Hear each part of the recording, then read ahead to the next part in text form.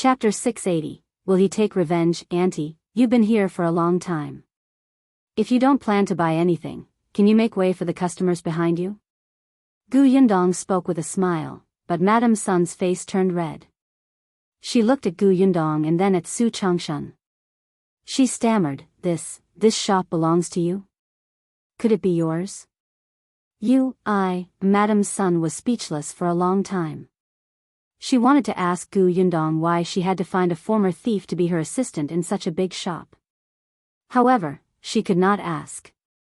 She could even feel the people around her looking at her, as if they were pointing and saying something.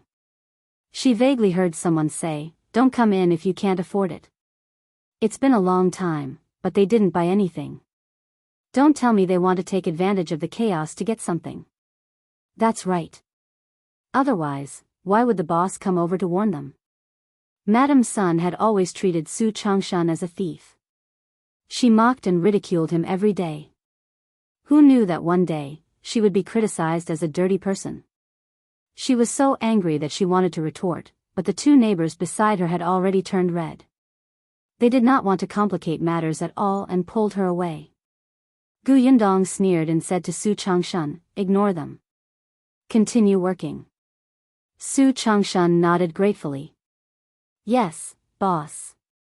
On the other side, Madame Sun only broke free after being pulled out of the shop for a long time. Without those strange gazes, her temper rose again. What are you doing? What's there to escape? We didn't steal anything. Why should we be slandered by them? The other two looked at each other and said, It's obvious that the boss doesn't welcome us. Why are we still staying there? Making a fool of ourselves? Madame Sun widened her eyes. What do you mean by not welcoming us? She runs a shop and does business. We're guests when we go in. We're going to spend money.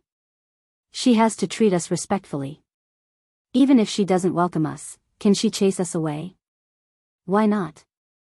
Do you think she cares about our one tael of silver?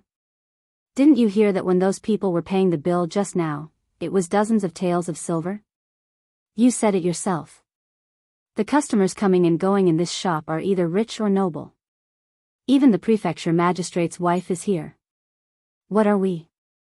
Madame Sun was a little indignant at first, but when she heard the words, prefecture magistrate's wife, she suddenly reacted and her face turned pale. She didn't dare to say anything else. If she had made a scene in the shop just now, she would have been the one to suffer. Madame Sun started to feel uneasy and walked home in a daze. On the other hand, the other two people said softly, I didn't expect the boss to really not mind the kid from the Su family's bad reputation and arrange for him to work in such a big shop. Do you think Su Changshan will become rich in the future? The customers of this shop will all be nobles in the future. The people he knows in the future will be amazing.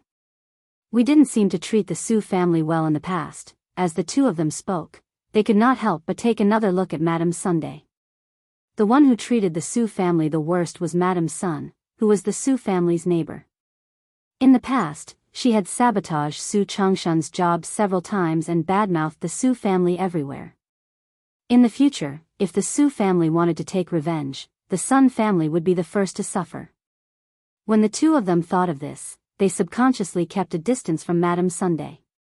If you find any errors, ads pop up, ads redirect, broken links, non-standard content, etc., please let us know each report so we can fix it as soon as possible. Chapter 681, The shop's second floor. Yundong saw that all the troublemakers had left, so she went to the second floor in a relaxed manner. On the second floor, Shuang was talking to Madame Dai. Little Yunka was writing calligraphy. Madame Dai liked her very much and would guide her from time to time. Yundong raised her eyebrows. It was very rare to receive guidance from the prefecture magistrate's wife. Her footsteps could not help but lighten. Shuang was the first to see her and quickly waved her hand. Are you done? What were you talking about? Yundong walked to the chair opposite them and sat down. Little Yunka looked up and saw that it was her elder sister. She immediately smiled and continued to write. However, Shuang said excitedly, Auntie and I were talking about your house. Sister Yundong, can I come here often in the future? I think the decorations here are especially exquisite, and this chair is comfortable and beautiful. There are books here, and there's such delicious milk tea. I'll call my good friends over. We can also play chess and write. It's much better than staying at home. Don't worry, we want eat and drink for free. Gu Yundong smiled. The second floor was indeed not bad. When she was renovating, she saw that the spatial storage was quite big, so Zongguang suggested that they also put goods on the second floor. Gu Yundong thought about it and refused. The floor below was already big enough. Her goods were displayed on the first floor. If the guests wanted more, they could take the goods from the storeroom in the backyard. The second floor could be used to entertain guests. Some people with extraordinary statuses could be invited to the second floor for a meeting if they wanted to buy a lot of things. Therefore, the second floor was equivalent to an office. There was also a small cubicle at the back with a bed inside that could be used to rest. There were a few more tables and chairs today for the ladies because the shop had just opened. However, looking at it like this, it was indeed like a modern cafe. The environment was very quiet and comfortable. Wasn't the meaning in Nie Shuang's words that she was bringing her little sisters to the cafe for afternoon tea? However, Gu Yundong did not intend to treat this place as a cafe. After all, it was inconvenient. If you want to bring your friends over, you'll naturally welcome them. However, the shop is downstairs. Not only is it noisy, but what if someone doesn't know etiquette and comes up to offend you?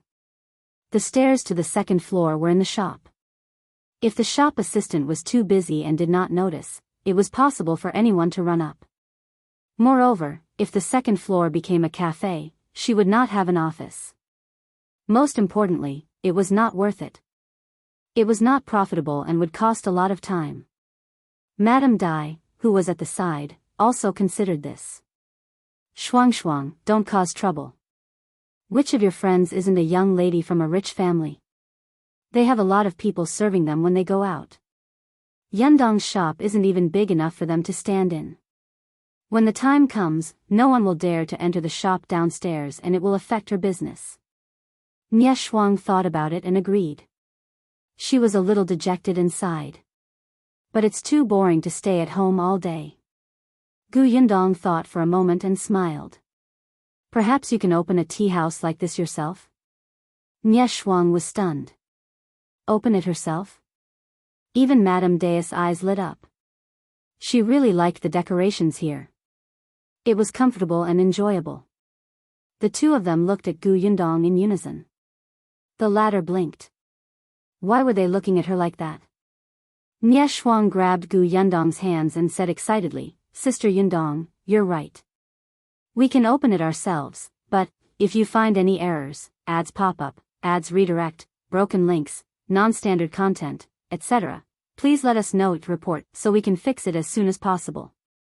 Chapter 682, Cooperation to open a shop again but what? Gu Yundong had a bad feeling. Nie Shuang chuckled. But even if we open a tea house like this, we can only prepare some ordinary tea and snacks. There's no such delicious pearl milk tea, such delicious dried fruits, and such delicious and fragrant snacks. What's the difference between that and an ordinary tea house? It won't attract customers at all. Gu Yundong moved back.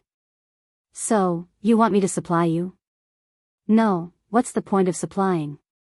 Nie Shuang moved closer to her. Let's work together to open a shop. Cooperation? Gu Yundong fell into deep thought. Nie Shuang nodded vigorously. That's right, that's right. Let's work together to open a shop. I'll offer money and effort, and you can come up with ideas. Let's earn money together. How about that? Madame Dai was unhappy. Everyone has a share. Don't forget about me. Nie Shuang turned her head and said happily, it's even better if Auntie can participate. I only know some young ladies. Auntie knows those rich ladies. No one can compare to you in terms of connections. With Auntie around, our business will definitely become even more popular. She was a little excited just thinking about it.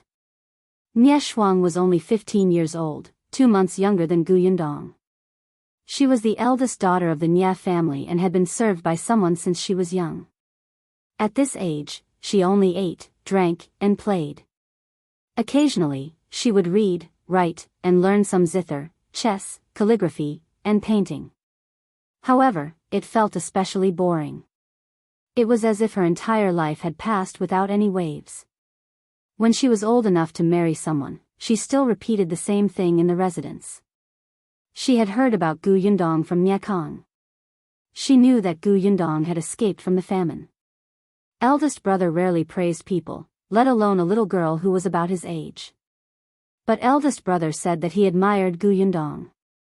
She could bring 3 family members from Yongning Prefecture to Xuanhe Prefecture at such a young age. Not only was she safe, but she also ensured that her family was unharmed. Even an adult man could not do that. At the very least, Nie Tsong could not guarantee that he could do this. At that time, Nie Shuang really wanted to see Gu Yundong. Later on, Gu Yundong actually sent New Year's goods over, and they were white sugar that made her father's eyes light up. Nie Shuang did not dare to imagine that a little girl who was a penniless refugee a few months ago would actually have such achievements in such a short period of time. She admired Gu Yundong, especially. She heard from Aunt Ke that Gu Yundong had come to the prefectural city to open a shop. Before Aunt Ke could explain her intentions, she insisted on coming over to take a look. Then, she saw such a huge shop. Therefore, Nie Shuang's heart began to stir. However, Gu Yundong resisted the urge to roll her eyes. No, the two of you were so excited, but you didn't seem to have asked for my opinion. Nie Shuang finally realized that she was too quiet.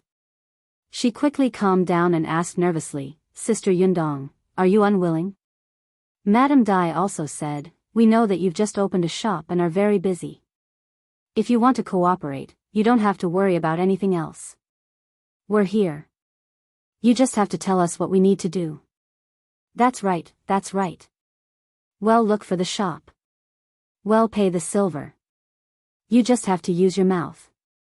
Madame Dai said, there's no need to specially look for the shop. I happen to have a shop there. The location is not bad and the environment is good. Coincidentally, it was vacated some time ago. Recently, I've been thinking about what business to do. Really? That's great. The right time, the right place, and the right people. It's the will of the heavens. Gu Yundong was speechless. If you find any errors, ads pop up, ads redirect, broken links, non-standard content, etc., please let us know each report so we can fix it as soon as possible.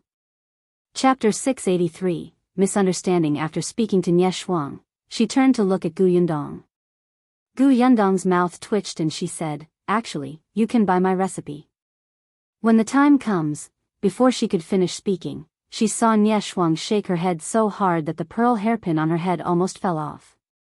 She said very seriously, no, you have to participate. Why not?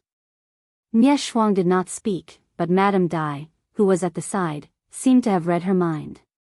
She could not help but cover her mouth and laugh. I know why. She doesn't have confidence in herself. She's afraid that she'll mess up the shop that she has worked so hard to open. Gu Yundong looked at Madame Dai. Don't we still have you? Madame Dai shrugged and said frankly, I can still be of some use to deal with those madams and young ladies, but I'm afraid I can't operate a shop. Otherwise, why do you think my shop is empty? Gu Yundong felt terrible. She did not need to care about anything else. Didn't they know that it was more tiring to use the brains? Nie Shuang blinked and said pitifully, Sister Yundong, look, you just have to come up with an idea. Well, do whatever you say. When the time comes, you'll take 50% of the money we earn. How about that? Not so good. Why don't you take a look at how old you are? Why are you still acting cute like Inca? Madame Dai was more rational. She analyzed the situation from the point of view.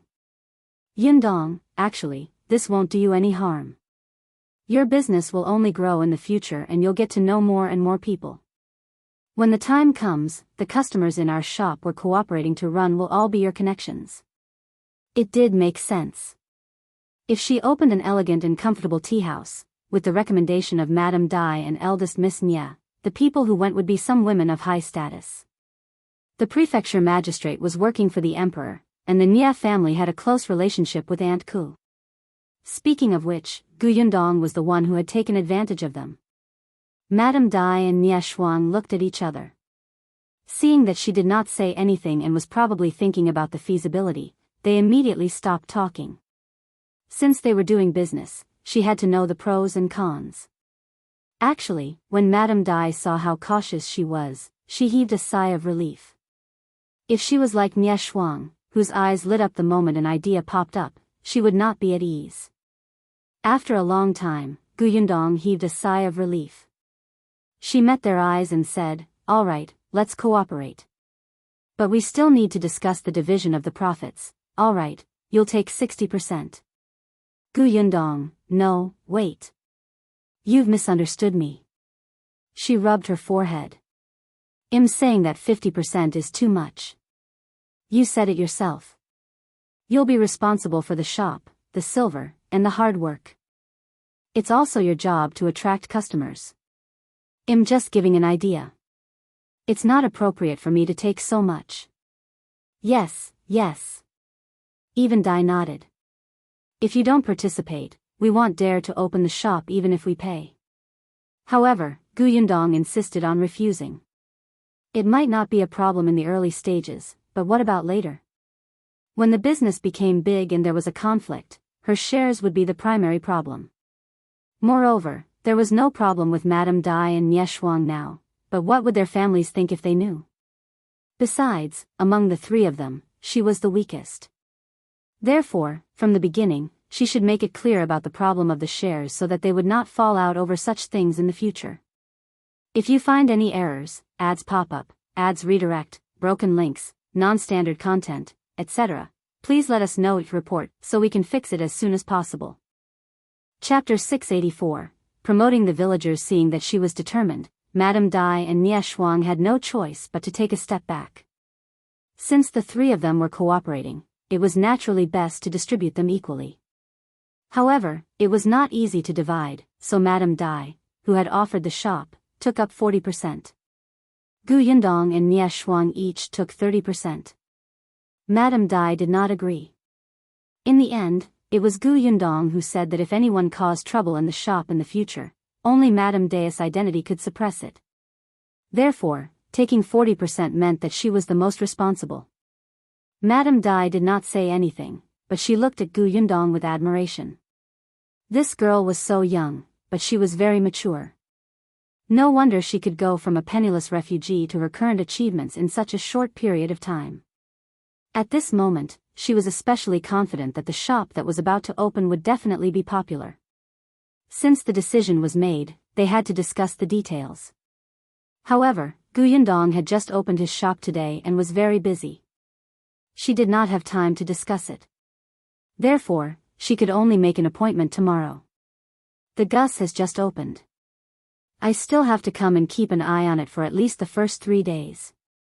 Where is Madame's shop? Let's go over tomorrow morning and discuss how to repair and decorate it. Madame Dai took a sip of milk tea and said, "Since we're going to open a shop together, Yundong, you're treating me like an outsider if you call me Madame again." Gu Yundong laughed. "Then I'll be like Nia Shuang and call you Auntie?" "That's good." Madame Dai was satisfied and said, "All right, there's no hurry to open a new shop. Naturally, we have to wait for you to finish your business first. I'll get someone to clean up that shop first. It's a mess inside. Let's go over the day after tomorrow." "Sure." Gu Yundong nodded. She suddenly thought of Feng Danning, who was still in the prefectural city, and asked, "I wonder if Auntie has any familiar carpenters?" There were definitely some, and those carpenters who could catch Madame Dai's eye were all capable and serious. However, Madame Dai looked at the house in front of her and thought of the counters and shelves under the house. They were really different from what she had seen in the past. She immediately understood. "I'm not familiar with wood carpenters." I have to go back and ask our steward. However, I see that this house is well repaired. I wonder which master did the job.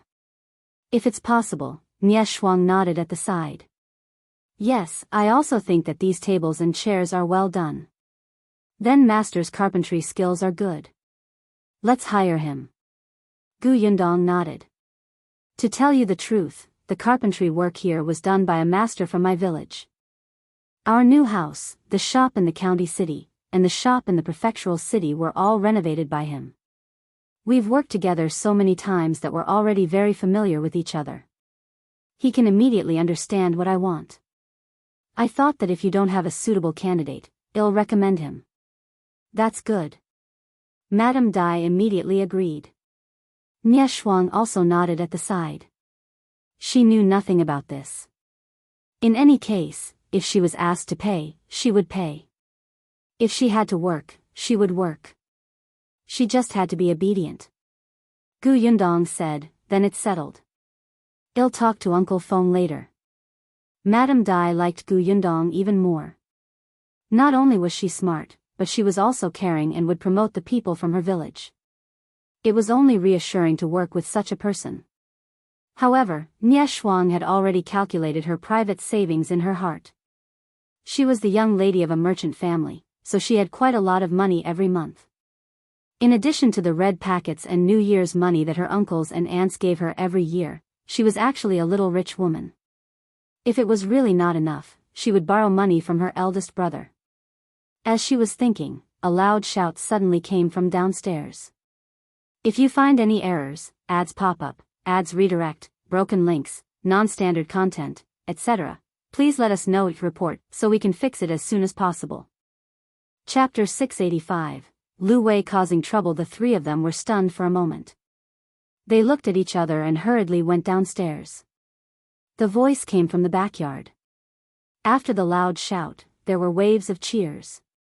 The three of them didn't understand. It wasn't until they stood at the entrance of the backyard that they realized that Shao Qingyuan and young Master Dai were fighting. Not only did the others not stop the fight, they even applauded as if they were watching a show. Gu Yundong frowned. She turned around and saw Lu Wei standing not far away. She hurried forward and asked, "What happened?" Lu Wei was holding a large cup in his hand. The cup contained the pearl milk tea that he had snatched from Lu Hongxiu. He was drinking it happily. Hearing Gu Yundong's question, he did not turn around. He just waved his hand and said, "It's all right, it's all right. It's just a spar." Hearing that it was a spar, Madame Dai, who came over later, heaved a sigh of relief. It would be too unreasonable to fight at someone else's shop on their opening day. Gu Yundong could tell that the two of them were not really enemies. She was just curious. Why are these two sparring all of a sudden? Speaking of this, Lu Wei became a little complacent. I heard that young Master Dai's martial arts are powerful, so I was quite unconvinced. I said that Brother Shao could fight a tiger with his bare hands and let the two of them compete. Hee, so they're sparring. Gu Yundong felt the veins on her forehead twitch violently. So, this bastard was the one who instigated the two of them to spar? The problem was that this troublemaker actually had the cheek to hold a cup of milk tea and watch the commotion from the side as if it had nothing to do with him. Gu Yundong was considering whether to steam him or braise him. Lu Wei watched with great interest and did not realize that the person beside him was Gu Yundong.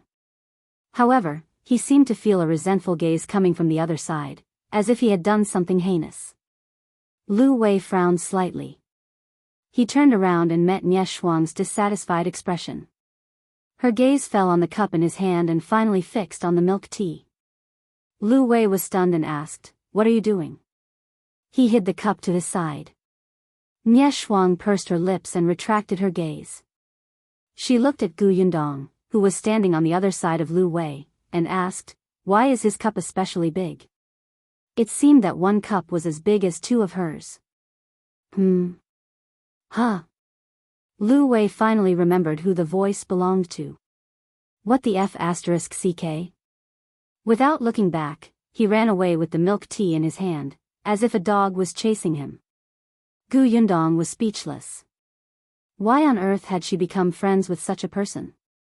Was it too late to regret it? Could they break off their friendship? Forget it, let's pretend we don't know each other in the future.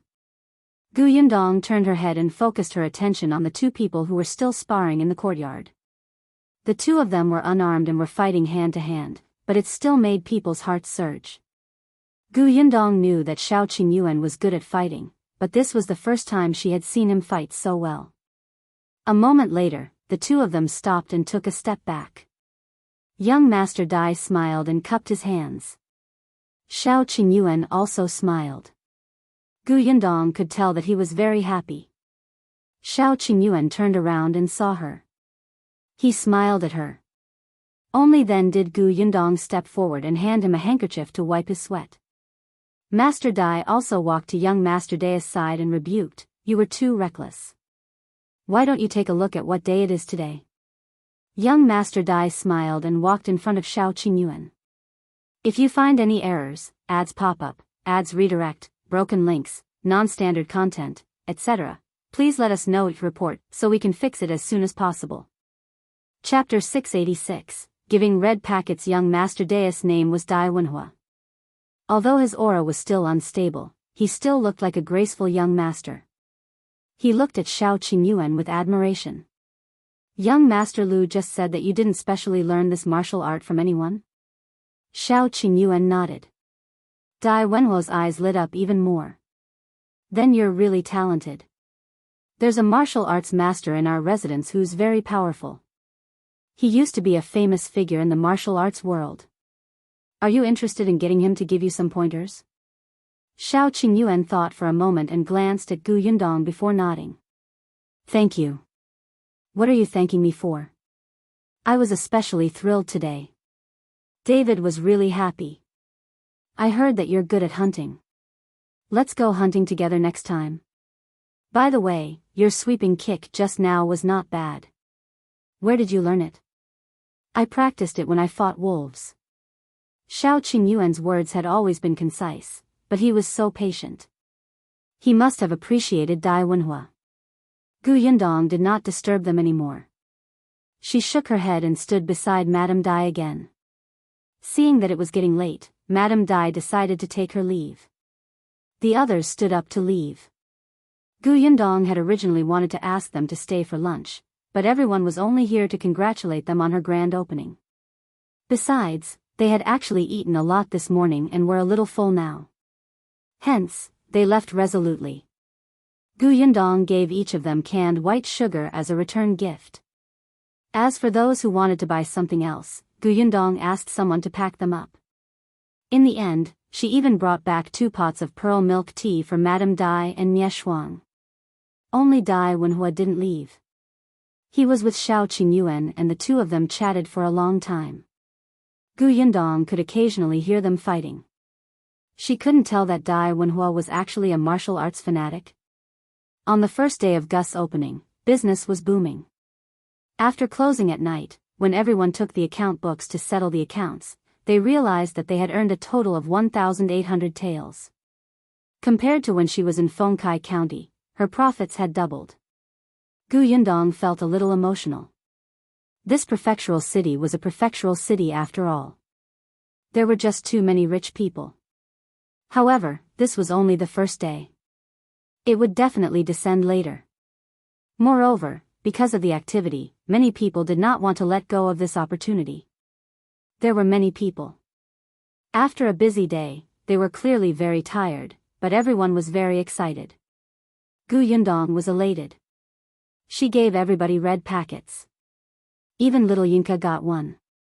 The little girl was a little surprised. "Big sister, I didn't do anything." Gu Yundong patted her head. "Who said that? Didn't you help big sister entertain your sister Shuang and Auntie Dai?" The young lady thought about it and agreed. She had introduced the pearl milk tea and was carried around by sister Shuang and Aunt Dai. Hence, she happily accepted the red packet and went to show off in front of Madame Yang. The Lu family of 4 also each had one. They did not expect that they would get a big red packet without even receiving their first month's salary. They were instantly excited. Su Changshan was the most excited. He had just taken a look and there were 2 tails of silver inside. He could cut a piece of meat when he went back later and buy cloth for his mother and sister so that they could have new clothes to wear. Su Changshan's heart was filled with gratitude. His grip on the red packet tightened slightly, and his eyes burned. Lu Wei was very unhappy because he didn't have a red packet. He clearly helped to entertain the guests, and he even helped to wipe the tables and chairs. He was especially diligent. Gu Yundong ignored him. After the shop closed, she went to look for Feng Danning. If you find any errors, ads pop up, ads redirect, broken links, non-standard content, etc., please let us know each report so we can fix it as soon as possible. Chapter 687, Quiet in the Noise. Feng Danning was also in the backyard today. He heard many people say that the structure of the shop was refreshing. While he was happy, he was also a little disappointed. Because although these people liked the place a lot, they didn't have any suitable jobs for him. However, this was also good. Business did not come easily. As long as everyone thought of him when they needed him in the future, it was enough. Unexpectedly, Gu Yundong came looking for him at night. Uncle Feng, you might not be able to leave for the time being. There's a shop to be renovated in a few days, so I'll have to trouble you. Feng Danning was so excited that his eyes lit up. Not only him, but the 2 carpenters who followed him also asked anxiously, Yundong, are you serious? Where is it? It's on Mingan Road. I'm not sure how big the shop is. I'll go take a look in 2 days. Feng Danning nodded repeatedly. All right. Then we'll wait. When the construction should start, just tell us. We can go over at any time. Gu Yundong smiled. All right, Uncle Feng, you can take this opportunity to meet with your old friends. You won't have time when you're busy later. With that, Gu Yundong went home with everyone else. After dinner, she then talked about her plans to open a shop with Madame Dai and Nie Shuang. Everyone at the dining table was stunned. Cooperate with the prefecture magistrate's wife and Miss Nie? Opening another shop. What's wrong?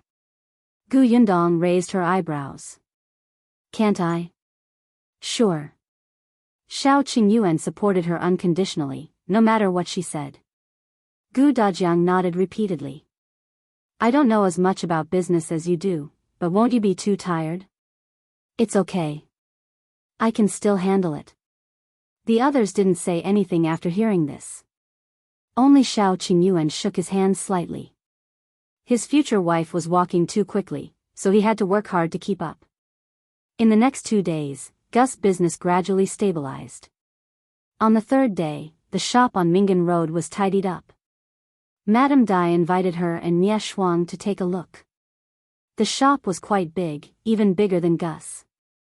It was also a 2-story building and had a spacious backyard. After being cleaned up, without the obstruction of the shelves, it looked exceptionally empty. Madame Dai brought the 2 of them around and stood in the hall again. She asked with a smile, how is it? Not bad, right? It's not just good. It's very pleasing. Nie Shuang was too satisfied. Gu Yundong also nodded. The location is good. It's quiet in the midst of the commotion. It's very suitable for drinking tea, chatting, and reading books. The backyard is also big enough. We can also design a few isolated rooms. They can be divided into several areas. Madame Dai was a little proud when she heard that. Since this shop is fine, let's discuss how to renovate it. Yesterday, when she went back and told the prefecture magistrate about this, he still looked a little uncertain. Madame Dai couldn't wait to achieve results for him to see. Gu Yundong took out a piece of paper and a charcoal pen from his sling bag. Yes, let's discuss it first. I'll draw all my opinions and see how the effect is. As they spoke, they moved to the courtyard. There were stone tables and stools there, just enough for them to rest. I'll go first. Nie Shuang was very excited and sat on the stone bench first. I like the long chair on Sister Yundong's 2nd floor. It's a little like a beautiful couch, but it's also a little different. It's very comfortable to sit on. As Gu Yundong listened, she drew the structural design of the shop. She moved quickly, multitasking, but Nie Shuang stopped talking. If you find any errors, ads pop up, ads redirect, broken links, non-standard content, etc., please let us know each report so we can fix it as soon as possible. Chapter 688, Female Assistant Problem. Gu Yundong was stunned and looked at her suspiciously. However, she realized that Nie Shuang was not the only one. Even Madame Dai could not help but look at the paper she was drawing on. Yundong, your drawing is too realistic. Nie Shuang's eyes widened. She picked up the painting and looked at it again and again. I feel that even if I haven't come to this shop personally, I can still imagine the exact appearance just by looking at your painting. Madame Dai was also amazed. Yundong, I realize that the more I know you, the more powerful you seem to be. How many other abilities of yours do we not know? Gu Yundong blinked and immediately laughed. Alright, now is not the time to talk about the painting. Let's discuss how to decorate first and how to arrange the tables and chairs. Nie Shuang wanted to praise her a few more times, but business was more important. She was going to open a shop now, so she had to grow up. Therefore, she started talking about the decorations in the shop again with a serious expression. The shop was big enough. There could be some decorations downstairs. There was a bar at the entrance to order for customers. There were 2 long tables in the middle that could accommodate 7 to 8 people. There was also a small round table. It didn't have to be big. It was enough to put in some food. She also set up some booths, which could be blocked by a screen. Or, the sofas could be placed back to back. There should be a few more windows to make the room look brighter. Due to the fact that most of the guests here were rich and idle ladies, they definitely had to bring maidservants with them when they went out. Therefore, they still needed a resting area in a corner. If they did not want maidservants to serve them during the gathering and tea time, the maidservants could wait here. The second floor was slightly smaller than the first floor, but it was much quieter and had a wider field of vision. Therefore, there were fewer tables and the distance between the customers was much wider, allowing more space. Moreover, there were books, chessboards, paintings, and everything on the second floor. They were all things that could temper one's emotions. There was also the backyard. There were a few rattan chairs in the courtyard, and some flowers had to be planted. Most importantly, Gu Yundong meant to flatten all the rooms in the backyard and rebuild them into small private rooms to give people privacy. The doors of the private rooms could be locked. The private rooms could also be decorated into various types, such as tatami rooms, women's boudoirs, and solemn studies. The more Lady Dai and Nie Shuang spoke, the more excited they became. It was as if some wild ideas that they had wanted to achieve in the past but could not, had been implemented in this shop. Gu Yundong listened and recorded. In the end, after editing and deleting their opinions, she drew 3 unique designs. The more Madame Dai and Nie Shuang looked at it, the more satisfied she was. Then, she continued to discuss what to buy in the shop. Pearl milk tea became the best thing that the 2 of them recommended. Of course, there were also all kinds of flower tea and fruit tea. There was even fruit wine with a low alcohol content. The food was pastries and snacks. Gu Yundong provided a few kinds of baked goods, as well as canned fruit shops and other things that she sold in her shop. If there was anyone who liked salty food, there was also dried rice crust, dried fish, potato chips, nuts, and so on. After picking and choosing, they left a few items and drafted the menu. Finally, the most important one was the female employee. Gu Yundong did not intend to get involved in this aspect. She believed that both Madame Dai and Nie Shuang did not lack manpower.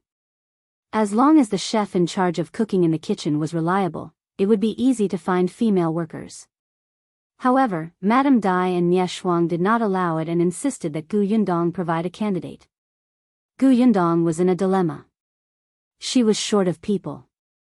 If you find any errors, ads pop up, ads redirect, broken links, non-standard content, etc., please let us know each report so we can fix it as soon as possible.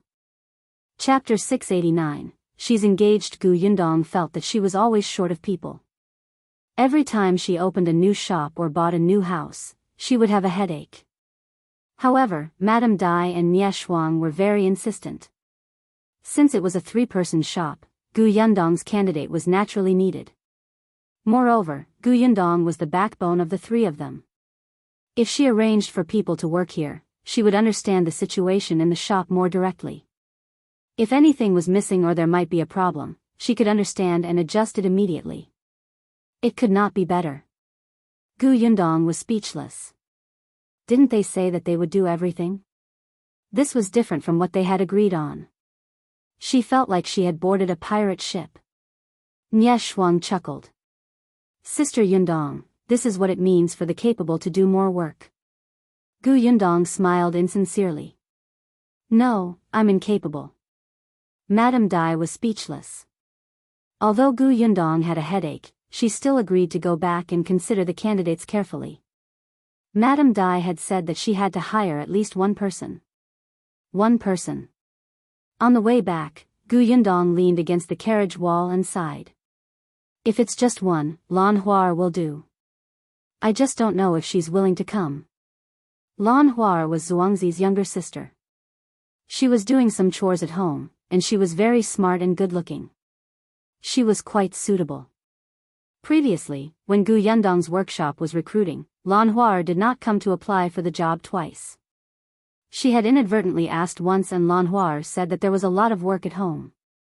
If she went to the workshop to work, her parents would be too busy. After all, the Sure couple still had to help her manage the 30 acres of orchard. But now that the Sure couple had found someone to help them work in the village, it was much easier. Furthermore, Zhuangzi would be coming to the prefectural city soon, so the siblings would accompany each other. Yes, I'll ask Lan Huar later. Tong Shuitao looked like she wanted to say something but hesitated. After a while, she said softly, Miss, I'm afraid Lan Huar won't come. Oh. How did you know? Gu Yundong was a little surprised. Tong Shuitao said, a few days ago, my father delivered goods over.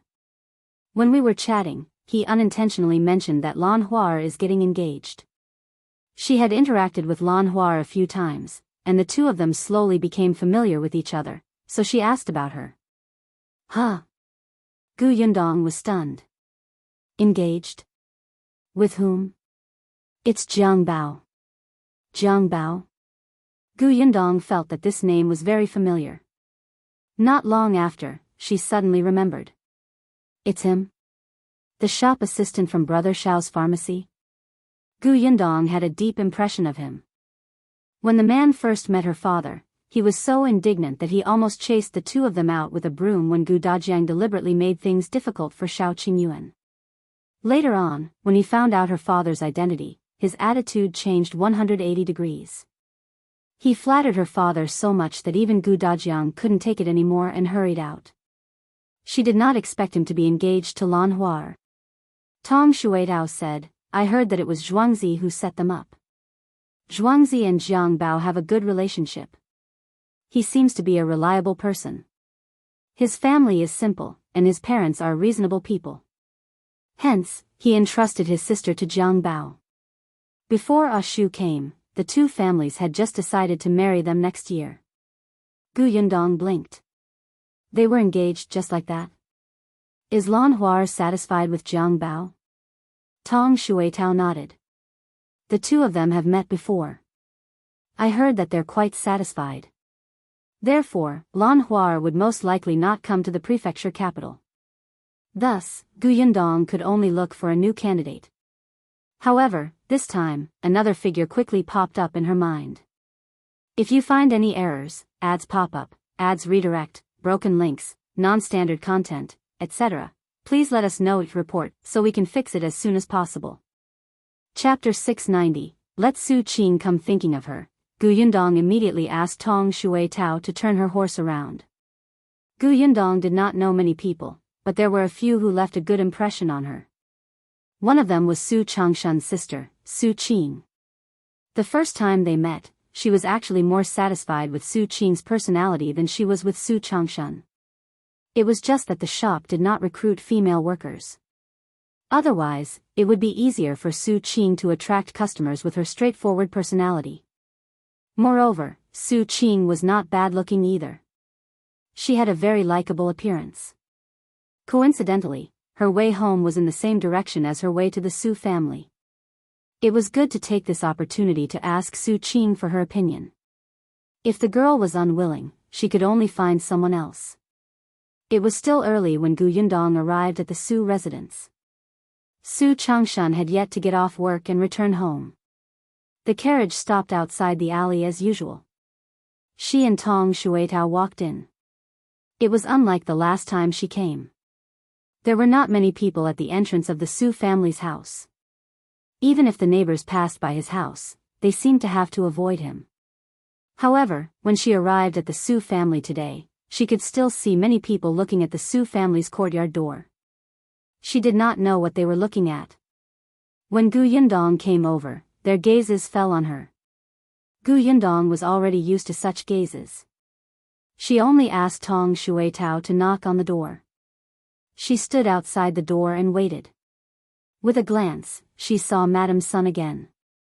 When Madame's son met her gaze, she immediately shrank her neck. She no longer had the arrogance and mockery Gu Yundong had seen the first time. She hurriedly entered her house and only quietly opened the door a crack to look out. The corners of Gu Yundong's mouth twitched. Mother Su happened to hear the commotion and came to open the door. When she saw her, she was stunned for a moment and quickly moved aside to invite her in. "Why is Boss Gu here?" She closed the door as she invited her in. After taking a few steps, she felt uneasy and asked, "Did something happen to Changshan?" Gu Yundong shook her head with a smile. "No, he's fine. I came here today for something else." "Is Su Qing here?" "I'm looking for her." "Yes, yes, yes." Mother Su quickly nodded and shouted, Little Qing, come out quickly. Boss Gu is here. She's looking for you." Su Qing ran out of the kitchen in a hurry. She was surprised to see Gu Yundong. "Boss Gu is looking for me?" "Okay." Gu Yundong entered the central room and did not beat around the bush. She told Su Qing that she wanted to open a new shop. Moreover, this shop specialized in entertaining ladies, so she needed a female shop assistant. She asked her if Su Qing wanted to try. The salary was a little less than Su Changshan's. It was 2 taels of silver a month for now. Of course, this was only temporary. If the business in the shop was good, the salary would definitely increase. Su Qing was stunned. Her mother also stood rooted to the ground in shock, unable to recover for a long time. What did Boss Gu just say? Not only did Boss Gu hire her son as a shop assistant, but she also wanted to hire her daughter as a female shop assistant. The salary was not low. If little Qing went too, the siblings' salary would be 5 taels. Moreover, Boss Gu was very generous. 2 days ago, on the first day of business at Gus, she actually gave him a red packet of 2 taels of silver. Su Qing felt her throat go dry. After a while, she asked uncertainly, "Boss Gu, are you really looking for me to be a shop assistant?" "Are you looking for me, Su Qing?" Gu Yundong was amused by her. "I'm looking for you, of course. Is there a second Su Qing here?" "Why? Don't you want to go?" "Yes, I do. Since you want to go, I have a few more questions to tell you. If you find any errors, ads pop up, ads redirect, broken links, non-standard content, etc., please let us know your report so we can fix it as soon as possible." Chapter 691, Exalted. Su Qing immediately swallowed her saliva. She felt that the next step was the main point. Gu Yundong's expression became more serious. "I won't hide it from you. This shop doesn't belong to me alone. I opened it with 2 other people. One of them is Madame De's wife, and the other is the eldest daughter of the Nye family." Mother Su was speechless. Su Qing. Madame Dai? Eldest Miss Nye? They felt that there was something wrong with their ears. Although they had long heard from Su Changshan that Madame Dai and Miss Nia had visited to celebrate the opening of Gus, they had never thought that these two people would actually cooperate with Boss Gu to open a shop. How capable was this Boss Gu? You didn't hear wrongly. It's indeed them, Gu Yundong said. So, you're not the only one working in the shop. There are also people hired by Madame Dai and Miss Nia. And you're the only one I have. Su Qing's expression instantly turned solemn, as if she felt a huge responsibility. Gu Yundong smiled when she saw this. There's no need to be so nervous. I'm telling you this to make you fully aware of the situation. Mr. Dai and Miss Nia are easy to get along with. They won't make things difficult for you, but I don't know the people under them. I don't know their attitudes either. You have to adjust your relationship with them. But I hope you understand that even if they're Madame Dai and Miss Ni's people, you are not inferior to them. There's no need to curry favor and bow down to them, but you have to grasp a balance. If they bully you, you don't have to hold it in. You have to counterattack when it's time, understand? I don't want my people to be cowards. Su Qing thought about it and could roughly understand what Boss Gu meant. Therefore, after a while, she nodded and said, I understand.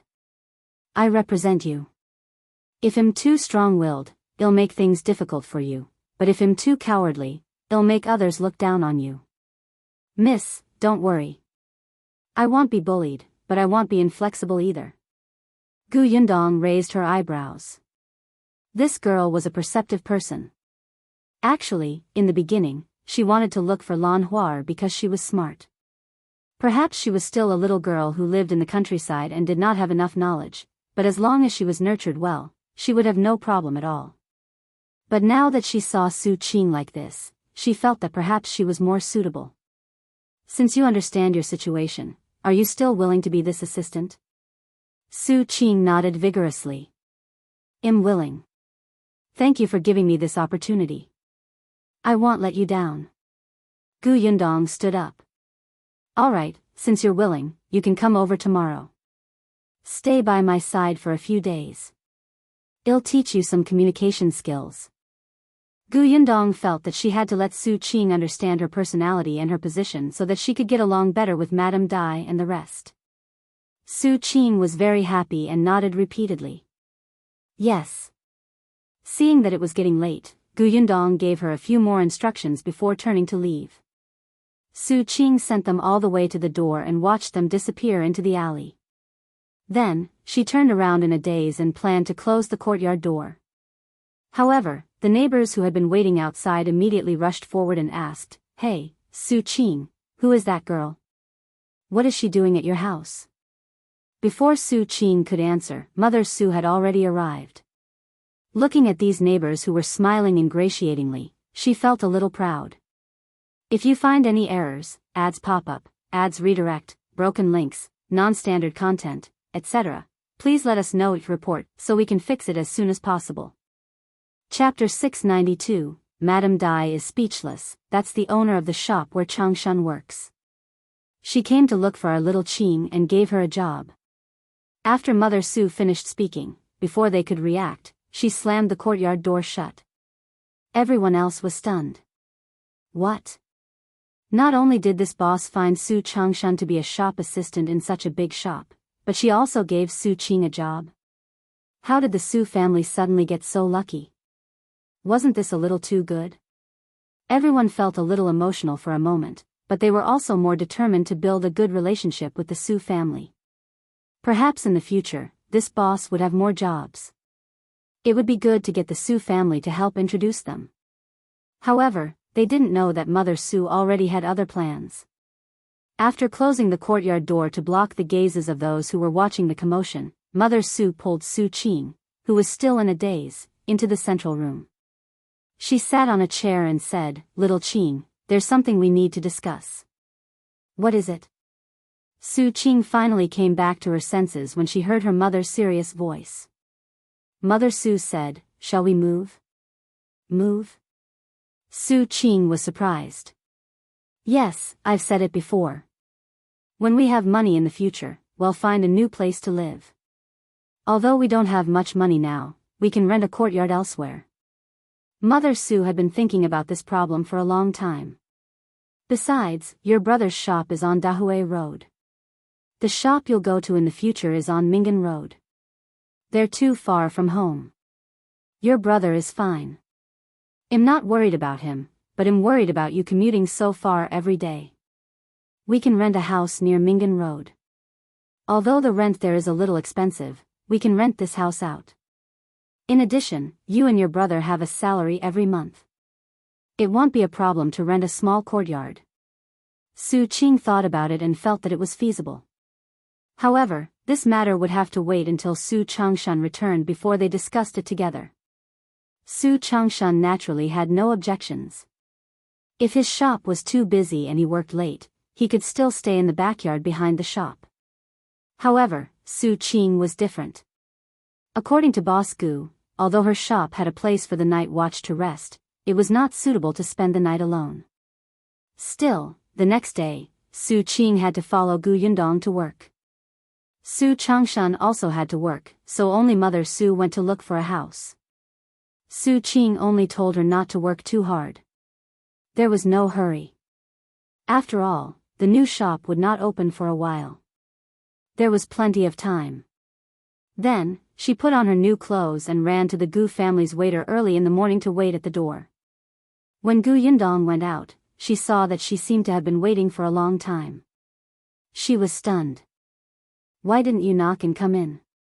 Su Qing smiled in embarrassment. I just got here too. Gu Yundong did not say anything else and brought her and Tong Shui Tao to the shop on Mingan Road. There were already a few people standing outside the shop. They were Feng Daneng and the two carpenters. They had been standing here for a long time. They had circled around the shop previously and roughly knew how big it was, so their faces flashed with excitement. When they saw Gu Yundong, the three of them immediately went up to him. Not long after, Madame Dai and Nie Shuang's carriage stopped at the entrance of the shop. After they came down, Gu Yundong turned around and introduced them to Feng Daneng and the other two, as well as Su Qing. Looking at Su Qing, Madame Dai and Nie Shuang were speechless. If you find any errors, ads pop up, ads redirect, broken links, non-standard content, etc., please let us know it report so we can fix it as soon as possible. Chapter 693, Su Qing's conduct. Although they had said that she should at least arrange for one employee, they did not expect Gu Yundong to really only find one person. However, since things had come to this, the two of them could not say anything else. The group first entered the shop to discuss the renovations. Feng Daneng and the other two walked 2 rounds inside. After looking at the blueprint that Gu Yundong had given them and the range that needed to be renovated, their 6 eyes could not help but flash with a scorching light. However, he still explained in advance, the entire backyard has to be rebuilt, so it might take a long time. That doesn't matter, Madame Dai said. The most important thing is to do the job well. I'd rather spend more time to do it meticulously. The room has to be sturdy, and the materials can't be perfunctory. Madam, don't worry. We will definitely do our best. Madame Dai believed in Gu Yundong's recommendation. Next, it was time to discuss the details. Gu Yundong and Feng Daneng had worked together several times, so there were some things that he could understand without her having to explain in detail.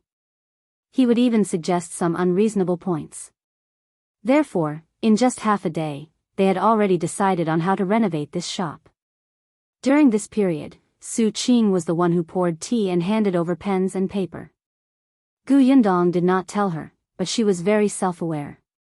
Not only did she do it in an orderly manner, but she was also exceptionally considerate. After observing her for a day, Gu Yundong was very satisfied. Nie Shuang had a carefree personality and did not pay much attention to it.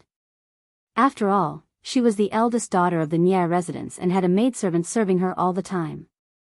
She was already used to having someone take care of everything for her. However, Madame Dai could see it clearly. Hence, on the way back, she sat in the same carriage as Nie Shuang and could not help but say, although Yundong only found Su Qing, that girl can surpass others by several times. No wonder she can do business so well. Just in terms of hiring people, she makes others feel ashamed. Shuang was at a loss. Seeing this, Madame Dai couldn't help but poke her head. After a while, she told her about Su Qing's performance in the shop today. Shuang was suddenly enlightened. I see. In that case, the person I chose is really too different from Su Qing. I was thinking of bringing her over to show you tomorrow. Now that I hear you say that, I think I have to change people. Shuang's thinking was quite good. If she had to hire someone, she would choose the servants' children. Their indenture was in her hands and they could be trusted. After returning yesterday, her mammy had recommended 2, and so did her maidservant and 2 sisters. Even those with good culinary skills in the kitchen were suitable to work in the kitchen of the shop. She felt that there was no problem. The servants in the residence were used to serving people. Wasn't going to the shop to entertain those madams and young ladies just working in another place? But now that she heard what Madame Dai said, Shuang could not help but think more. Especially with Su Qing as a reference. For example, Su Qing was good-looking, Su Qing was diligent in her work, Su Qing spoke sweetly, Su Qing was not afraid of hardship or fatigue. Shuang immediately had a headache. It was not easy to find someone. Just based on looks alone, she had already eliminated the 2 people recommended by the mammy yesterday from her mind. Madame Dai frowned slightly. Her head hurt even more badly because she did not only have to hire the waiters and kitchen staff. She was also the one who chose the shopkeeper. If you find any errors, ads pop up, ads redirect, broken links, non-standard content, etc., please let us know each report so we can fix it as soon as possible. Chapter 694, Departure. News. The shopkeeper was different from the shop assistant. She had to be knowledgeable and capable. When she saw those madams and young ladies, she had to be neither servile nor overbearing. In this huge prefectural city, madam and madam had conflicts. Young miss and young miss disliked each other a lot. If they happened to meet in the shop, as the shopkeeper, she had to at least have the ability to mediate. At the same time, she had to have management skills, literacy, and etiquette. Most importantly, unlike the male shopkeepers in ordinary shops, there were too few experienced female shopkeepers. At the very least, there was none in the shops under Madame Dai's own name. Sigh, my head hurts. Yundong also knew that the 2 of them were having a headache. After all, she had deliberately brought Su Qing over today. She more or less understood what the criteria for workers were for Madame Dai and Shuang. It was obvious that they would definitely choose someone close to them. Even Yundong herself would subconsciously choose someone she had a good relationship with. However, although the people close to him were trustworthy, it still depended on whether they were suitable. Yundong had taken a share of this shop. If she wanted to do it, she had to do it well. She believed that Su Qing's trip today would be very effective. Yundong sent Su Qing to the entrance of her alley before bringing Tong Shuidao home. When she entered, Shao Qingyuan happened to be at home. At this moment, he was sitting in the central room and standing in front of Zhu, as if he was talking to him. When Yundong approached, Zhu finished speaking. However, Shao Qingyuan frowned slightly. Yundong was puzzled. What's wrong? What happened? When Shao Qingyuan saw her, his expression instantly improved. He only said, "There's something going on at the manor. I'm afraid I'll have to go over tomorrow and will only be back in a few days." Manor? Yundong remembered that Shao Qingyuan had bought a manor not far from the Xuanhe prefecture. Although it was not very big, the title deed was given to her. It seemed that ever since Shao Qingyuan bought this manor, he had never gone there again. What happened? Is it very troublesome? Shao Qingyuan shook his head. It's not troublesome. It's just that there are some things that I need to confirm personally. I originally wanted to bring you along to take a look when you're done here. In any case, it's not far from the Xuanhe prefecture. There are plenty of opportunities. Shao Qingyuan nodded. I'll leave tomorrow morning. As he spoke, he glanced at Tong Shuitao and Zhu. Before Tong Shuitao could react, Zhu cleverly pulled her out. There was no one in the central room. Shao Qingyuan held Gu Yundong's hand and said in a low voice, "I'll be back in 2 days at most. You have a lot of things to do, but you have to take care of your health. Don't tire yourself out." Gu Yundong felt her hand being wrapped by his broad and warm hand, and her entire body became warm. She pursed her lips. "I know." After a pause, she looked up and said seriously, "If you encounter anything troublesome, you must tell me." Shao Qingyuan smiled. "Yes, I've always listened to you." Gu Yundong glared at him. The next morning, Shao Qingyuan indeed left the Xuanhe prefecture with Zhu. Gu Yundong woke up early and did not see him. She sighed and brought Su Qing to the shop. Today, Madame Dai would bring the chef for the kitchen. Gu Yundong had to teach them how to make pearl milk tea. The kitchen was filled with people who had signed a death contract with Madame Dai. They would not easily leak the formula. Gu Yundong taught them very carefully. She was really tired after a whole day. However, when she went to Gus' shop to patrol as usual at night, Tong Ping and Chen Jinbao, who came to deliver the goods for the second time, brought her a message. "If you find any errors, ads pop-up, ads redirect, broken links, non-standard content, etc., please let us know each report so we can fix it as soon as possible." Chapter 695, Inventory Emergency. The goods sold too quickly in the prefecture capital. There was still a lot of stock in the workshop, but now, more than half of them are gone. Tong Ping showed the inventory list to Gu Yundong. Ever since the shop opened in the prefectural city, the workshop has not rested, but the stock in the warehouse is still decreasing. In other words, they were short of manpower. Gu Yundong also knew that there were many rich people in the prefecture capital. Their purchasing power was too shocking.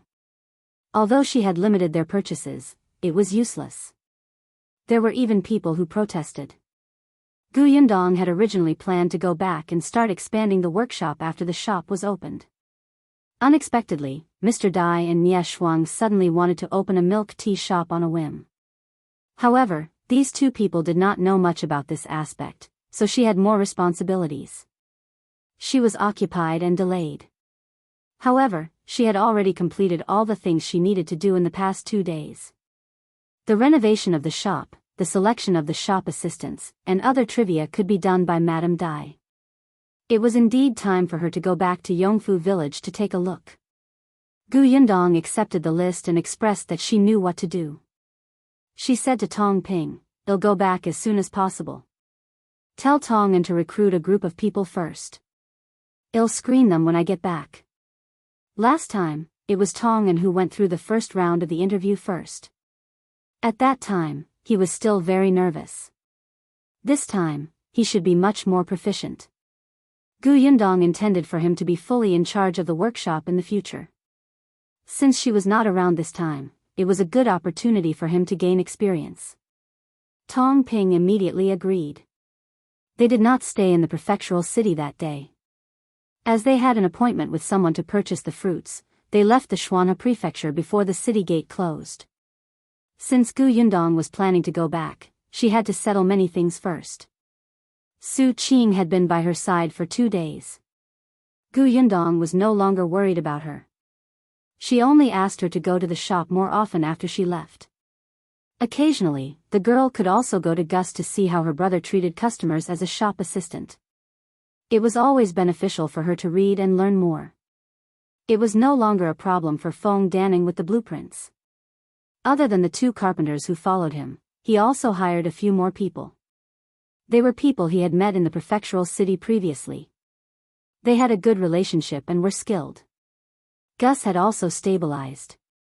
With the deterrence on the first day of business, basically no one dared to come and find trouble. On the other hand, the next day, she went to look for Madame Dai and Nie Shuang to say goodbye. The 2 of them were very reluctant. They had not even given their shop a name, and the helpers they had chosen had not been introduced to Gu Yundong. The cook's skills were not very good, and they felt that there were still many questions that they had yet to figure out. Now that Gu Yundong was leaving, they felt inexplicably flustered. Gu Yundong's face darkened. She thought to herself that returning to Yongfu village at this time was indeed the right decision. If she continued to stay here, she would probably have to decide everything in the shop. Didn't they say that they would pay money and do everything? Gu Yundong felt that it was necessary for her to nurture their ability to be independent. If this continued, they would become more and more dependent on her. Didn't they know that she was still a child? Hence, she said decisively, if there's anything, you can discuss it. As for anything that needs 3 people to decide, you can write to me. Don't worry, I'll definitely come back when the shop opens. Madame Dai and Nie Shuang had no choice but to nod and let her go back. Gu Yundong heaved a sigh of relief. In the end, she bid farewell to her parents and sister. If you find any errors, ads pop up, ads redirect, broken links, non-standard content, etc., please let us know each report so we can fix it as soon as possible. Chapter 696, Clothes-Making Vacation. Gu Dajiang was fine. Yongfu village wasn't far from the Shuanhe prefecture, so it was easy for them meet. But Madame Yang and Gu Yunke did not quite understand. They remembered that the last time they parted ways with Big Sister, they did not see each other for several months. This time, when they heard that she was leaving, the 2 of them pouted and hugged her, unwilling to let go. Gu Yundong and Gu Dajiang didn't know whether to laugh or cry. I'll come to the prefecture capital in half a month at most. It's not like we'll be apart for long. Be good. Gu Dajiang also said, there's no need for half a month. In a few days, it will be time for the clothes-making vacation. I'll bring you back. When the time comes, we'll bring Yunshu and Yuanji to the prefectural city to take a look. Clothes-making vacation? Not only were Madame Yang and Gu Yunke confused, but even Gu Yundong was confused. It was rare for Gu Dajiang to see her reveal such a confused expression.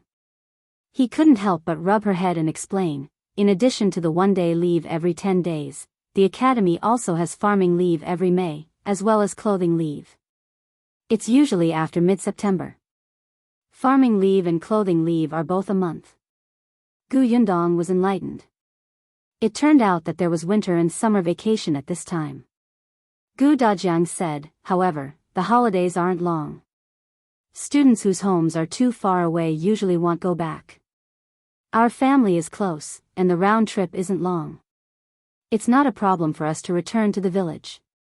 However, I originally thought that since I had just entered the school, I needed to study harder in the academy. I'll just take the clothes-making vacation for 10 days. In any case, Yunshu and Yuanji can come over during the holidays.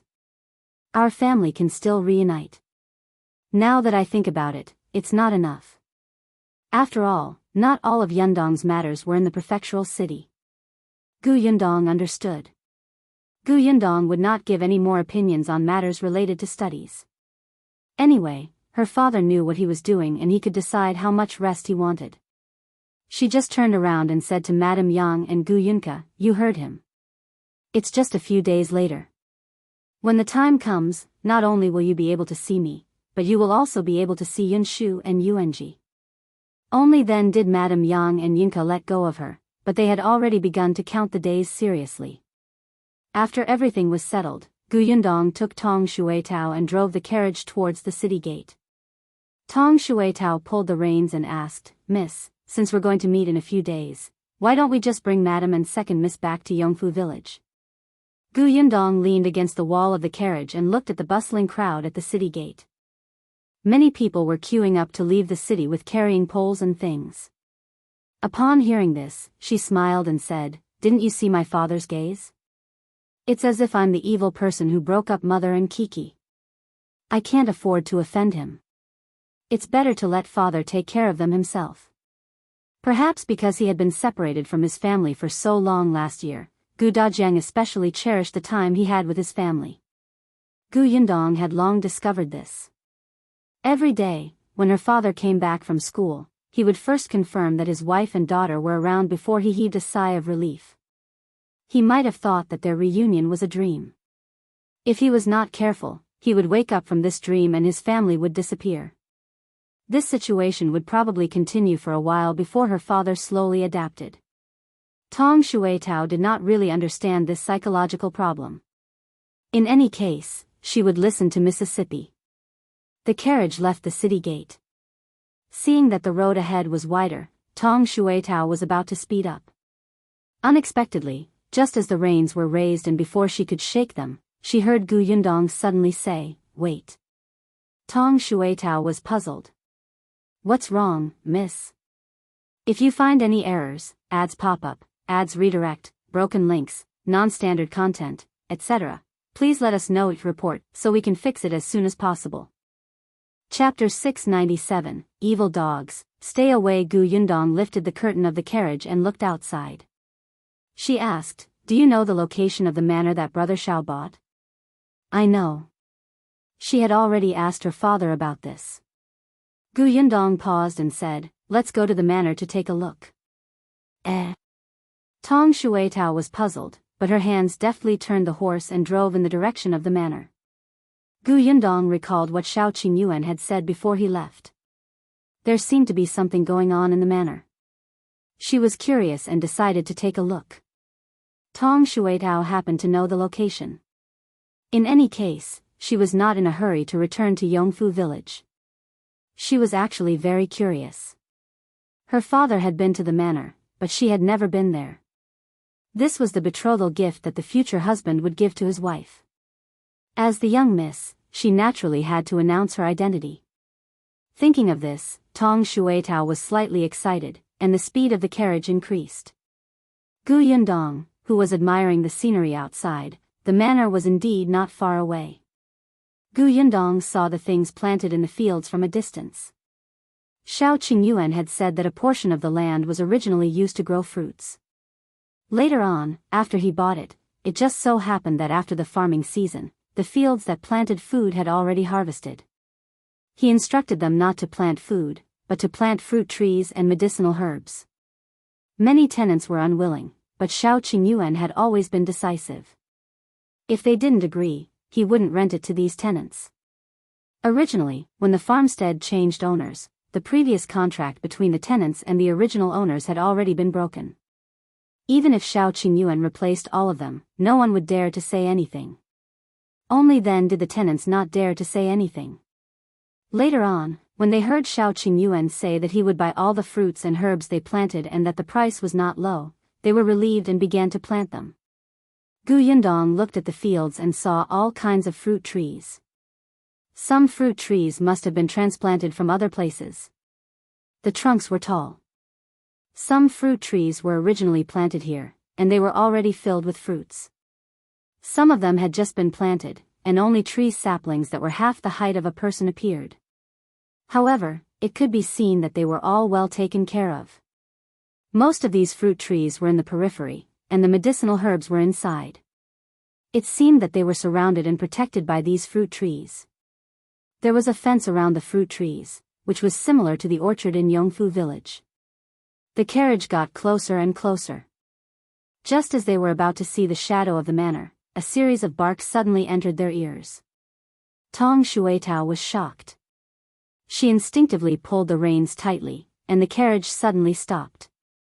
In the blink of an eye, the barking of the dog was right in front of him. What made people's hearts skip a beat was the sound of barking continued. It was obvious that it was not one dog. Sure enough, in the next moment, 3 tall and fierce dogs rushed out from 3 directions and surrounded the carriage.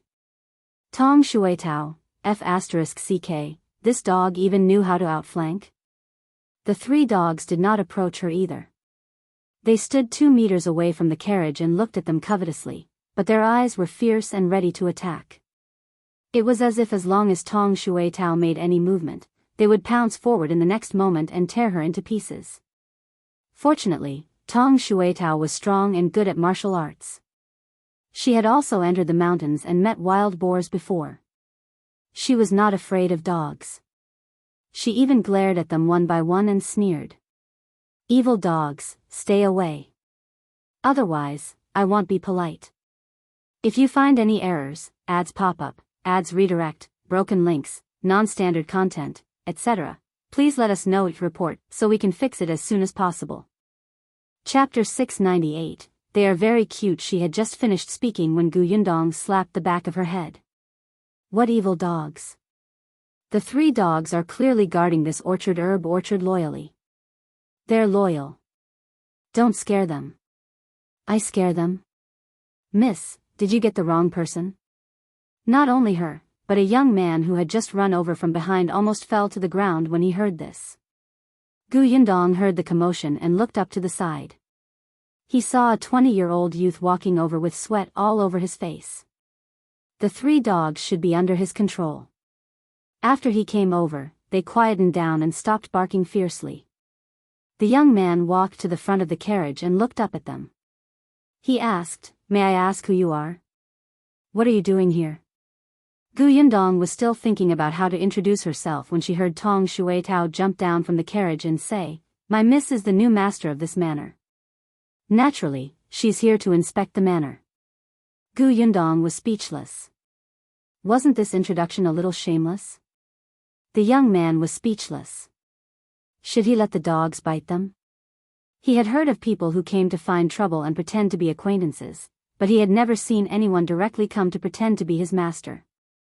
The 2 women probably didn't know that the boss happened to come to the manor yesterday, right? Seeing that the young man was frowning and seemed to be about to release the dogs to bite someone, Yundong explained more clearly, "Shao Qingyuan is at the farm, right? We're here to look for him." Only then did the expression on the young man's face relax. She knows the new boss. Then she shouldn't be here to do bad things. "Who are you people?" "My name is Yundong, and Before she could finish speaking, the young man's eyes lit up. "You're Madame Dong? You know me?" The young man nodded repeatedly. "No, I don't." "Then why are you nodding?" "But the boss said that he has a fianca copyright with the surname Gu." Tong Shuitao secretly whispered into Yundong's ear, "Miss, your future husband is afraid that you will run away. You haven't even come to the manor yet, but he introduced you to the people here." There was no need for her to say anything. Yundong's heart was warm. She looked at the young man. "Shao Qingyuan came to the manor yesterday, right? Can I go meet him now?" "Of course." The young man was even more certain of her identity when he saw that she knew about the boss visit yesterday. He called out to the 3 fierce dogs and told them to continue guarding. Then, he came over to hold the reins of the carriage and led Yundong inside. As he walked, he introduced, "Big Black and the others are actually very obedient and intelligent. With them guarding the orchard here, no one dares to come." Previously, a few people wanted to steal fruits, but they were surrounded by Big Black and the others and almost peed their pants. As he spoke, he felt that she was a little vulgar.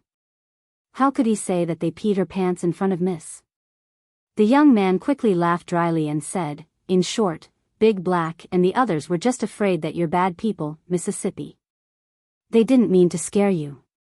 Yundong could tell that he was afraid that she would be frightened and cause trouble for the 3 dogs. She smiled. "I can tell that they are indeed very cute." Yundong gave him a small piece of silver. "Take this and buy some meat bones for them. Treat it as a bonus." The young man was stunned for a moment before he smiled happily. "It's good that you don't blame them. I can't accept this silver. The owner has given money to me. I'll take good care of Big Black." As they spoke, the carriage had already arrived at the entrance of the manor. If you find any errors, ads pop up, ads redirect, broken links, non-standard content, etc., please let us know each report so we can fix it as soon as possible.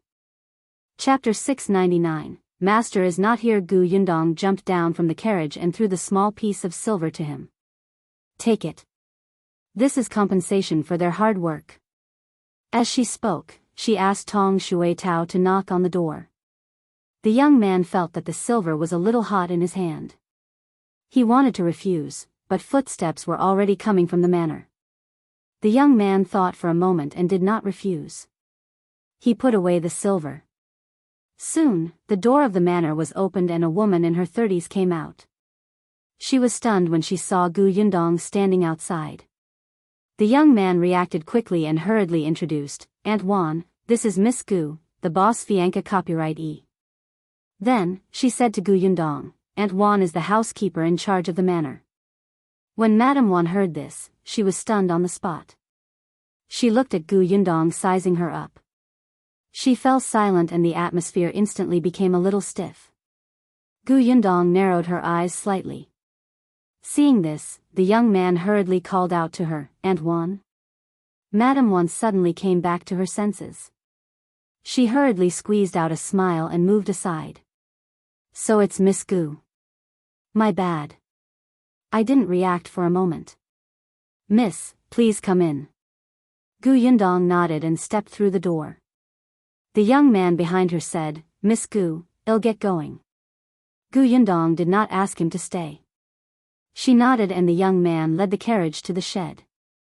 He tied the rope, fed the horse, and ran away quickly. Tong Shuitao leaned close to Gu Yundong's ear and whispered, "This person seems to be stupid. He doesn't even know how to perform well in front of this rare opportunity. He didn't even say his name." Gu Yundong glanced at her. "Little Tao, you actually have the cheek to say that others are stupid? If we want to know his name, we can ask someone else." Madame Wan led the way and did not hear their conversation. Hence, Tong Shuitao took a few steps forward and asked, "Aunt Wan, what was the name of that young man just now?" Aunt Wan hurriedly said, "That's Yuan Qing from the Yuan family. The Yuan family is a tenant in the manor. Yuan Qing has been naughty since he was young. He raised a few dogs that are especially fierce, so we don't dare to approach them. Master said that those dogs are perfect to protect the orchard and gave the Yuan family a lot of money to take good care of those dogs." Yuan Qing? Tong Shuitao got the information she wanted and returned to Gu Yundong's side. When the three of them entered the courtyard, Gu Yundong took a closer look at the manor. Although Shao Qingyuan said that the farmstead was small, it was still much bigger than her house in Yongfu village. The so-called small was only relative to those big farmsteads. They walked inside. When they were about to reach the central room, Madame Wan raised her voice and shouted, "Hubby, hubby, Miss Gu is here." Not long after she finished speaking, footsteps came from ahead. Gu Yundong looked up and saw a tall but thin man coming out of the room. The man walked over quickly. When he heard Madame Wan's introduction, his expression immediately became more respectful.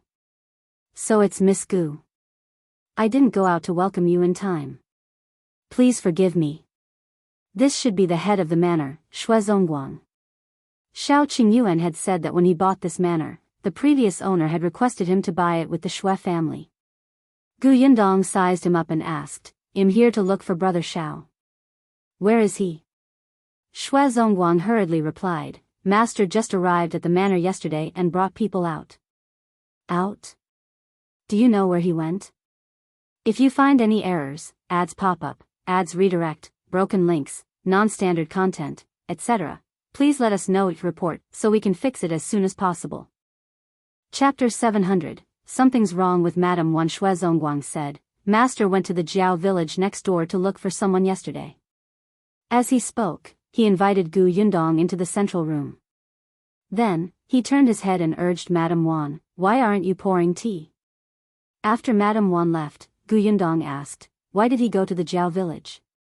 Did he encounter any trouble?" Zongguang was a little hesitant, as if he was wondering if he should say something. Gu Yundong raised his eyebrows. "If you can't say, then forget it."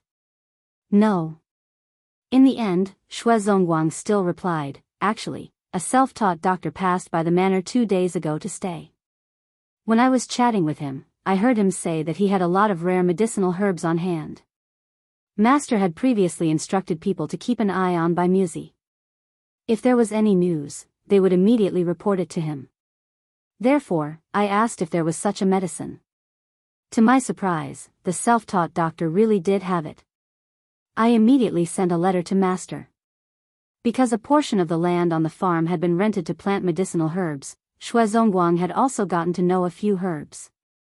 Bai Musi, in particular, had been requested by his master. He had also seen the Bai Musi that the self-taught doctor had taken out. It really looked like that, but he was not sure, so he quickly reported it to his master. Bai Musi? Gu Yundong was stunned. So Shao Qingyuan said that there was an urgent matter because he had received news about Bai Musi. Was he here to confirm if Bai Muzi was real or fake? This person was really. Zongguang saw that she did not speak and he felt a little uneasy. Could it be that he should not have said these things? However, his master had said long ago that this manor would belong to Miss Gu in the future, including their Shui family. Seriously speaking, Miss Gu was his master, so he naturally could not hide it. Gu Yundong suppressed the complicated emotions in her heart and asked, "Is the self-taught doctor in the Jiao village now?" Yes, the doctor traveled everywhere to treat patients. He waited in the manor for 2 days and couldn't wait anymore, so he went to the Jiao village. After master came, he quickly went to the Jiao village. As she spoke, Madame Wan had already brought in tea.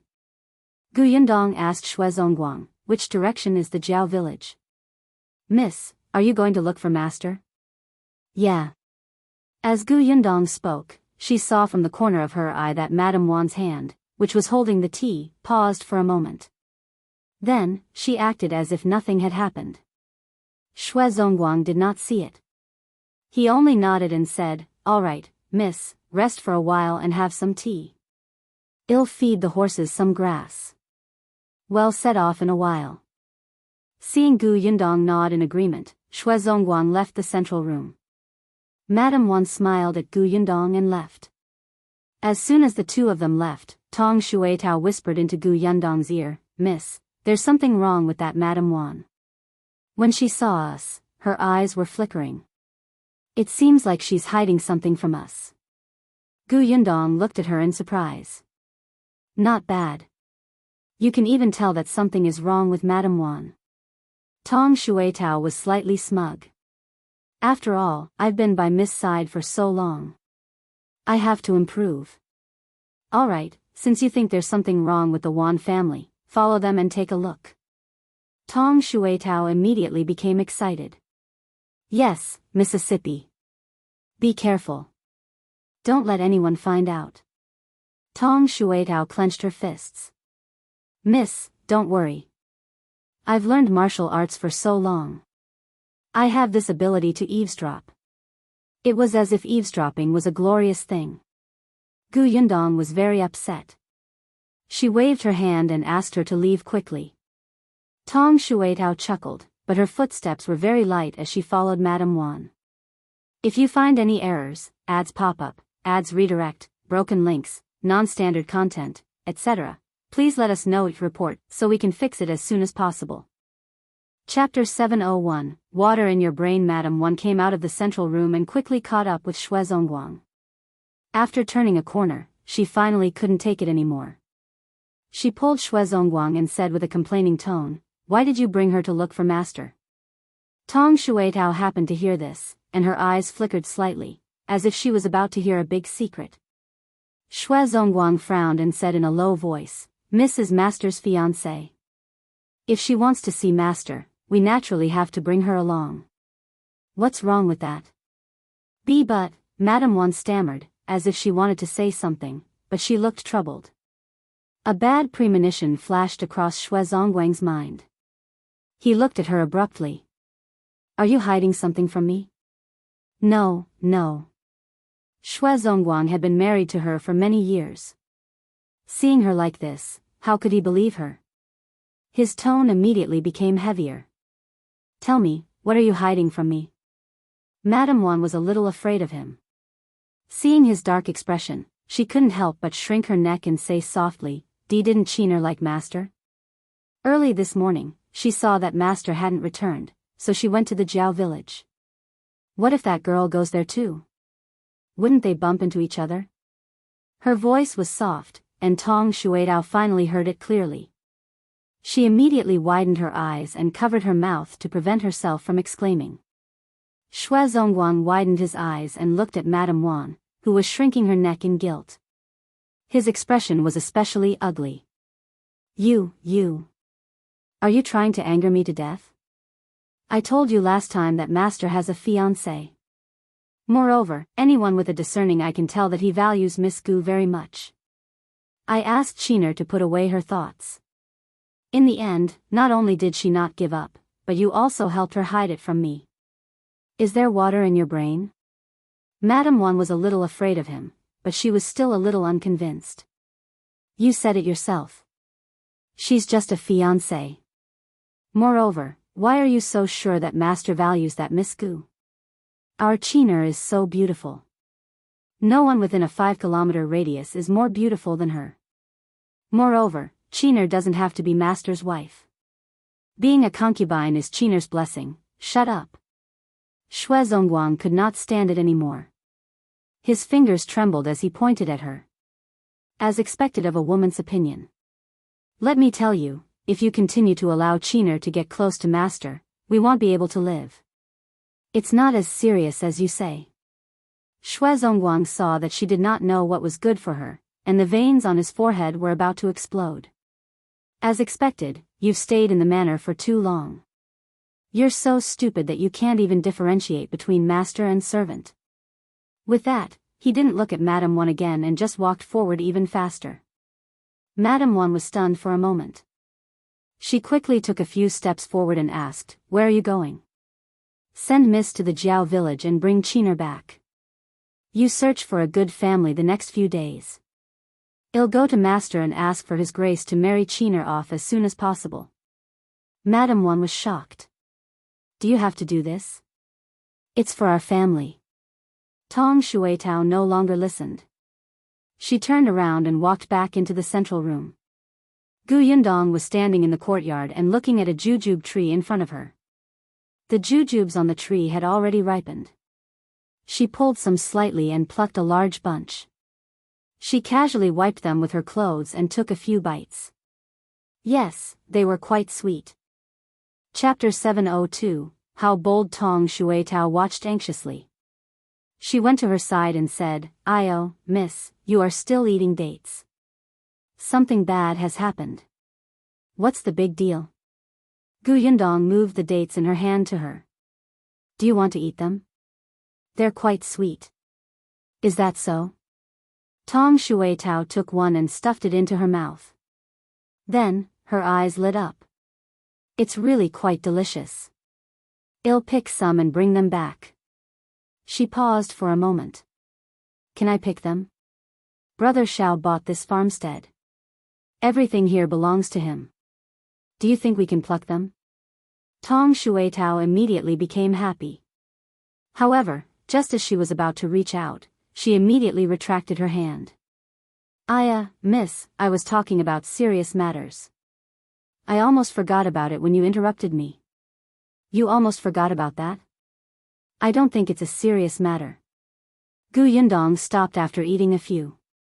She stuffed the dates in her hand into Tong Shuitao's arms, clapped her hands, and entered the central room before saying, "All right, tell me." Tong Shuitao put away the dates and quickly went to Gu Yundong's ear. She muttered everything she had heard from the Shui couple. Gu Yundong's hand, which was holding the teacup, paused. She frowned slightly. That Qiner had taken a fancy to Shao Qingyuan, and now she was going to the Jiao village to get close to him? "Miss, this woman is too shameless. She clearly knows that her master is already engaged, but she still keeps trying to get close to him." And that, Gu Yundong stood up with a swish and walked out of the door without another word. Tong Shuitao was stunned. "Miss, where are you going?" "Jiao village." Tong Shuitao hurriedly followed. She ran so quickly that her dates almost flew away. Gu Yundong walked very quickly. Just as he reached the door, he bumped into Zongguang. Zongguang was stunned. "Miss, the carriage is already at the door. Are we going to the Jiao village now?" Gu Yundong nodded and walked out of the door expressionlessly.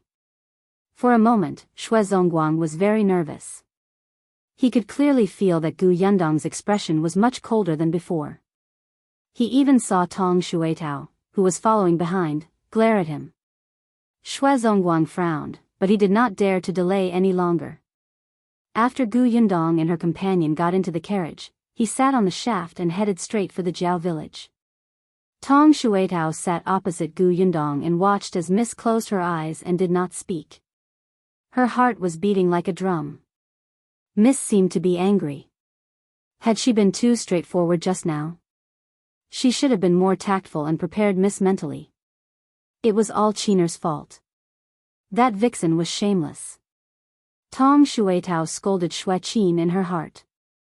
However, Gu Yundong, who was sitting opposite her, had mixed feelings. She wasn't angry. She was just a little unhappy. When she heard the news, she became a little frustrated. Perhaps Shao Qingyuan's reputation in Yongfu village was not good, so the women in Yongfu village and even the nearby villages did not dare to approach him. Most of them ran away when they saw him. So much so that Gu Yundong almost forgot that Shao Qingyuan was also a very handsome man. He was a person who made women blush and their hearts beat faster. After leaving Yongfu village, there would probably be many women who did not understand Shao Qingyuan's personality and wanted to pounce on him. Gu Yundong had always been busy. In addition, Shao Qingyuan had always put her first, giving her a sense of security. She had never thought that a woman would try to steal him away. This Xue Qin was indeed bold. Chapter 703, came out of reputation. The carriage traveled quickly and soon arrived at the entrance of the Jiao family village. Xue Zongguang asked the villagers where the self-taught doctor lived.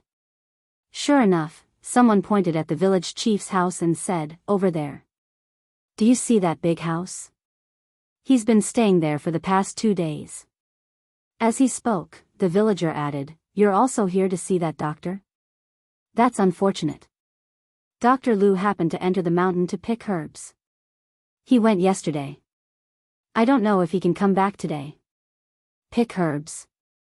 Gu Yundong looked at the mountain not far away. This mountain was not as big as Yongfu village, but it was not small either. But it didn't matter. She wasn't here to look for a doctor. Hence, Xue Zongguang changed the question. "Then do you know that a young master surnamed Shao came here yesterday?" "Oh, you mean young master Shao? I know him." The villager nodded. "He's also at the village chief's house. He should still be there." "Thank you." Xue Zongguang thanked him and drove the carriage towards the big house pointed out by the villagers. However, the road in the Jiao village was not easy to ride on. The path was very narrow, and the carriage could not pass through. The three of them could only get out of the carriage and tie it to the door of a farmer's house. They asked someone to help keep an eye on it before walking towards the village chief's house. After taking a few steps, Xue Zongguang suddenly stopped in his tracks and pointed in the direction of the village chief's door in surprise. "Miss, that's Dr. Lu." Gu Yundong looked up and saw a middle-aged man carrying a medicine basket slowly walking towards the village chief's courtyard. It seemed that they had come at the right time. Dr. Lu had just returned. Moreover, Dr. Lu seemed to be quite popular in the Jiao village. As soon as he entered the courtyard, a few villagers followed him.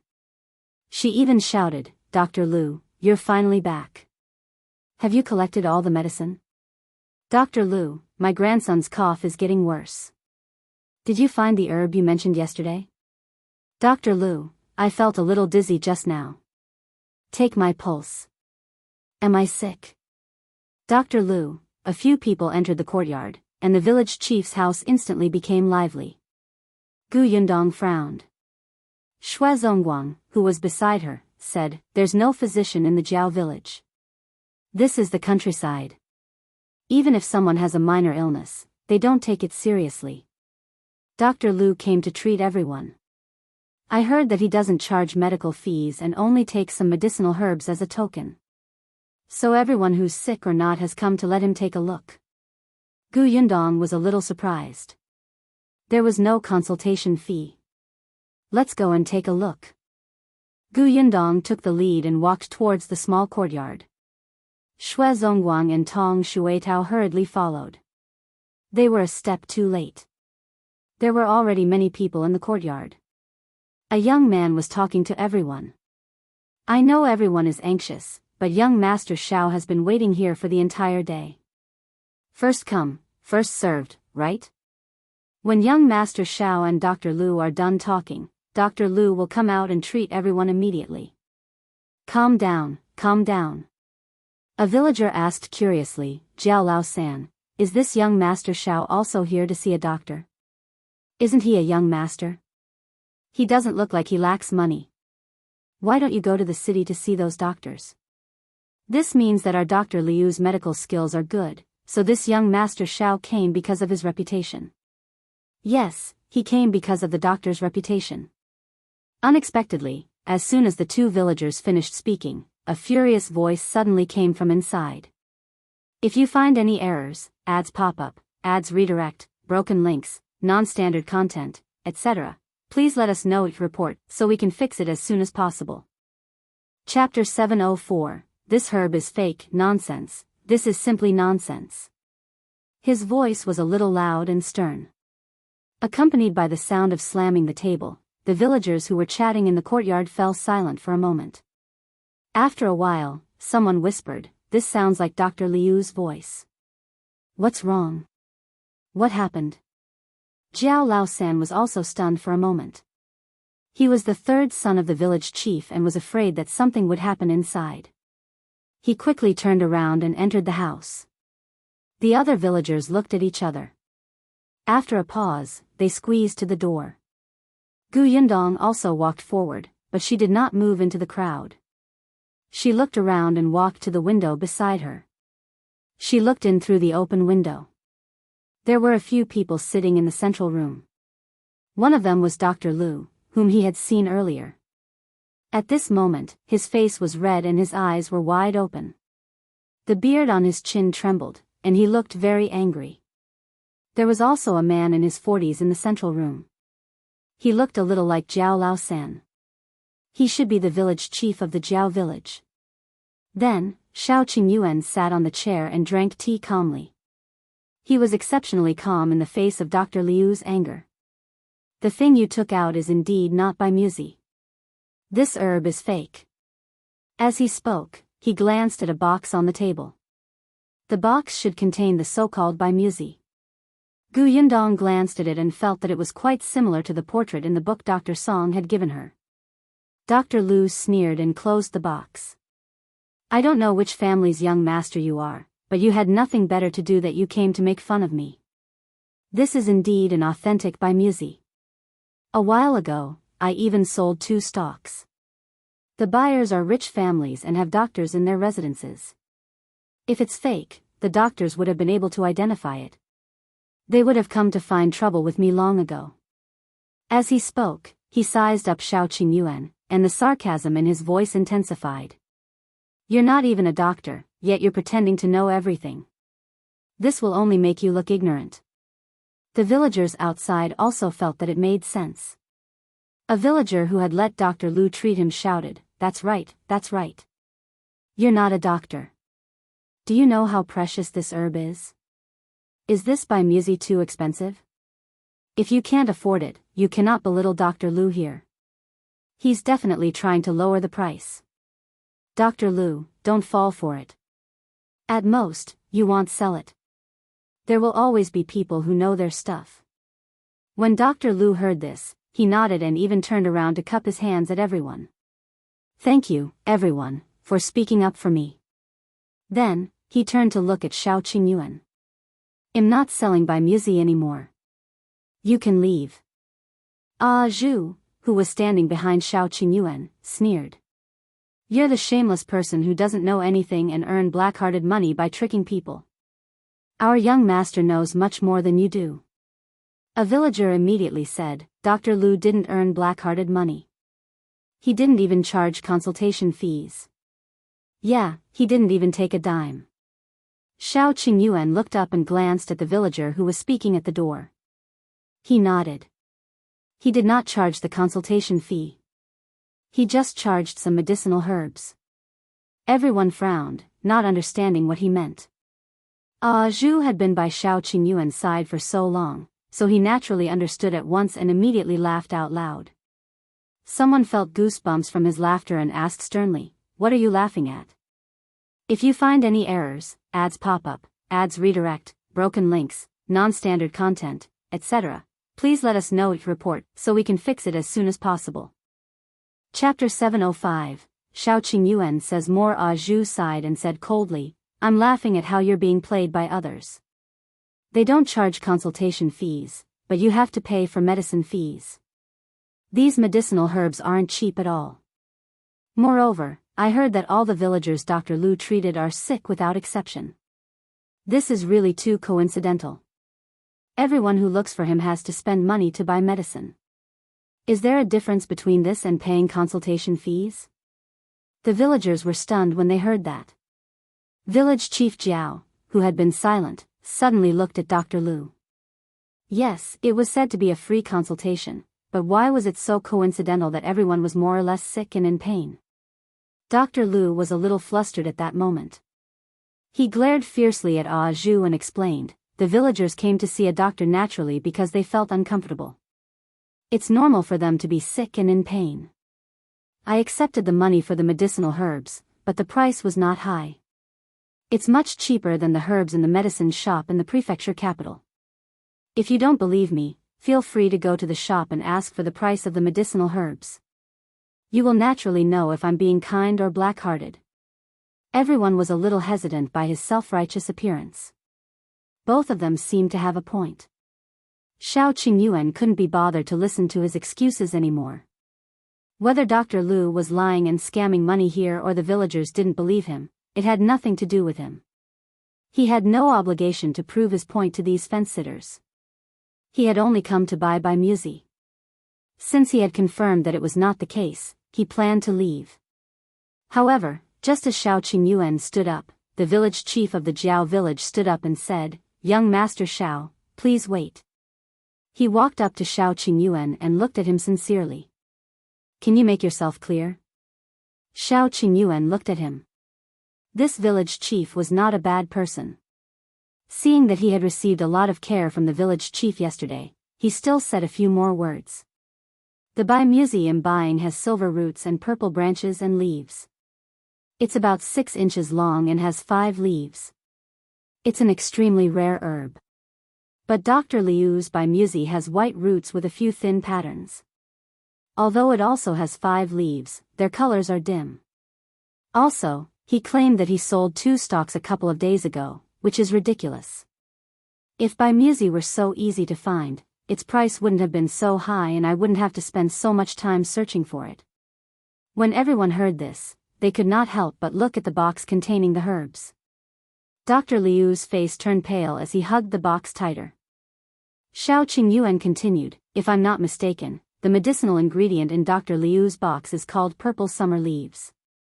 It's indeed a medicinal ingredient that's very similar to musi. This medicinal ingredient is also rare, but it's much more ordinary than musi.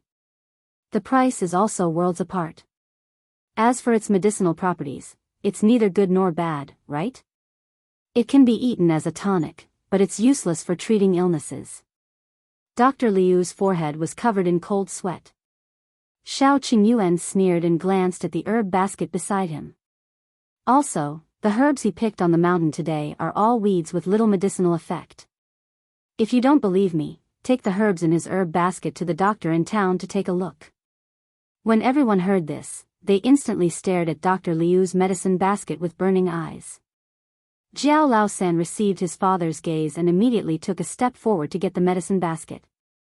"If you find any errors, ads pop up, ads redirect, broken links, non-standard content, etc., please let us know each report so we can fix it as soon as possible." Chapter 706. The girl in front. Dr. Liu's expression changed drastically. He subconsciously reached out to hug the medicine basket. In this way, everyone understood. Their expressions changed drastically and they glared at him angrily. They were so angry that their bodies were trembling. "You shameless thing, you actually used this medicinal herb to deceive us. No wonder my grandson hasn't recovered after coughing for 2 days. You heartless thing, you want to kill us. This is treatment, you quack. If anyone's illness is seriously delayed by you, you'll be the murderer. Bring him to the officials, village chief. This kind of black-hearted thing must be sent to the officials. Yes, he must have tricked other villages too. I don't know how many people around here have been persecuted by him. Maybe the herbs he sells have already killed people." The more Dr. Lu listened, the paler his face became, and his hands and feet slowly turned cold. He still wanted to defend himself, but facing the indignant villagers, he could not find any excuse. Soon, a villager went forward to pull him and snatched the medicine basket from his arms. It's evidence that he's harming people. Come, let's go see the officials. Dr. Lu staggered a few steps from being pulled by a few people. Even his wrist was bleeding from a woman's nails. Hearing that the villagers insisted on sending him to the officials, the panic in Dr. Liu's heart grew. Gradually, hatred spread, and he looked at Shao Qingyuan with resentment. Shao Qingyuan raised his eyebrows. Dr. Lu suddenly broke free from the villager's grip. Then, she quickly rushed towards Shao Qingyuan. It's all your fault. It's all your fault. You had to interfere. Shao Qingyuan didn't care about him at all. Seeing him rush forward, a figure suddenly blocked in front of him and pushed Dr. Lu away. You're the one who plotted against us for money, yet you're blaming others for exposing you. You're simply shameless. A crisp voice sounded in the room, attracting everyone's attention. Including Gu Yundong, who was standing behind the window sill outside.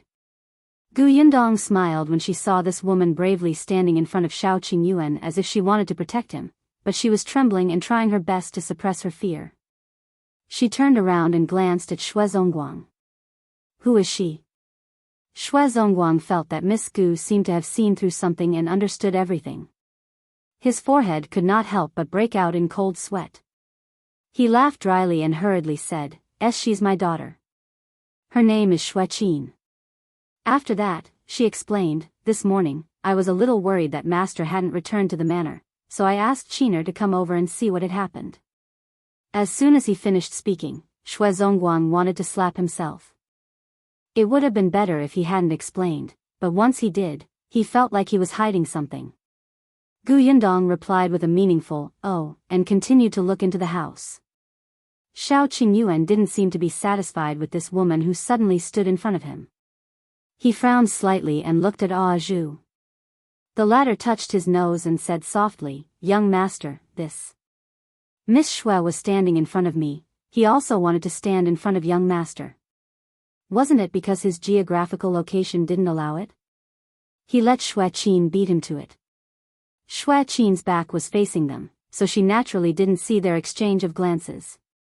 She only glared at Dr. Lu, who had been pushed to the ground by her, and said, our young master is trying to seek justice from the bottom of his heart. He didn't let you harm so many people, but you still bite back and say that my young master is nosy? Are we going to let a poisonous snake like you go around harming people?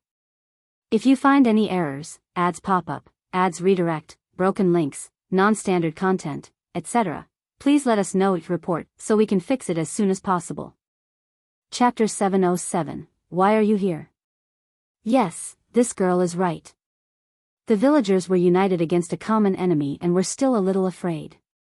Young Master Shao had exposed his scheme and saved the entire Jiao village. In the end, there were so many of them and Dr. Lu had almost hurt young Master Shao. It was unbearable. Therefore, village chief Jiao quickly got a few tall men to tie up Dr. Lu and send him to the government. Dr. Lu was still struggling. At this moment, he regretted not taking out the medicinal hoe he had used to dig for herbs in the medicine basket. Otherwise, he would have been able to take this opportunity to escape. Now, he had no power to retaliate. Other than cursing loudly with hatred in his eyes, all his struggles were useless. Soon, he was pulled out. Village chief Jiao followed him out. Jiao Laosan originally wanted to stay and entertain Shao Qingyuan. However, when he looked up, he saw the girl standing beside Shao Qingyuan with a shy expression. He immediately understood. Wasn't there a saying that a gentleman should not be a third wheel? He wouldn't stand in their way and stop them from talking. Therefore, Jiao Laosan gave Qin an encouraging look. Although the latter did not see it, he still went out with a smile. Before leaving, he even glanced at Zhu, but Zhu did not react at all. Jiao Laosan sighed. This man was really tactless. If he ruined his master's plans, he would probably not be able to climb up in the future. He shook his head and went out. Seeing that there were no outsiders in the room, Qin secretly heaved a sigh of relief. She turned around shyly and asked with concern, young master, are you all right? Dr. Lu didn't hit you just now, right? I was so frightened just now. I thought he had a knife in his hand. Fortunately, there was nothing. Otherwise, before she could finish speaking, Shao Qingyuan suddenly turned his head and looked in the direction of the windowsill. There were only villagers outside just now, so Shao Qingyuan didn't pay special attention. Now that the villagers in the courtyard had left, Yundong and the others, who were standing by the window, appeared especially out of place. Shao Qingyuan turned around and met a familiar pair of smiling eyes. His pupils constricted, and the originally cold expression on his face instantly softened. His joy was obvious, and the indulgence in his eyes seemed to overflow. "What are you doing here?" His voice was gentle, and Xue Qin, who had her head lowered, did not notice his gaze. However, she was very happy in her heart and thought that he was talking to her. She quickly replied, "I saw that you had not returned all night and was a little worried, so I came to see if something had happened." In fact, Xue Qin had come over early in the morning and had long wanted to express her concern. However, she never had the chance to talk to him.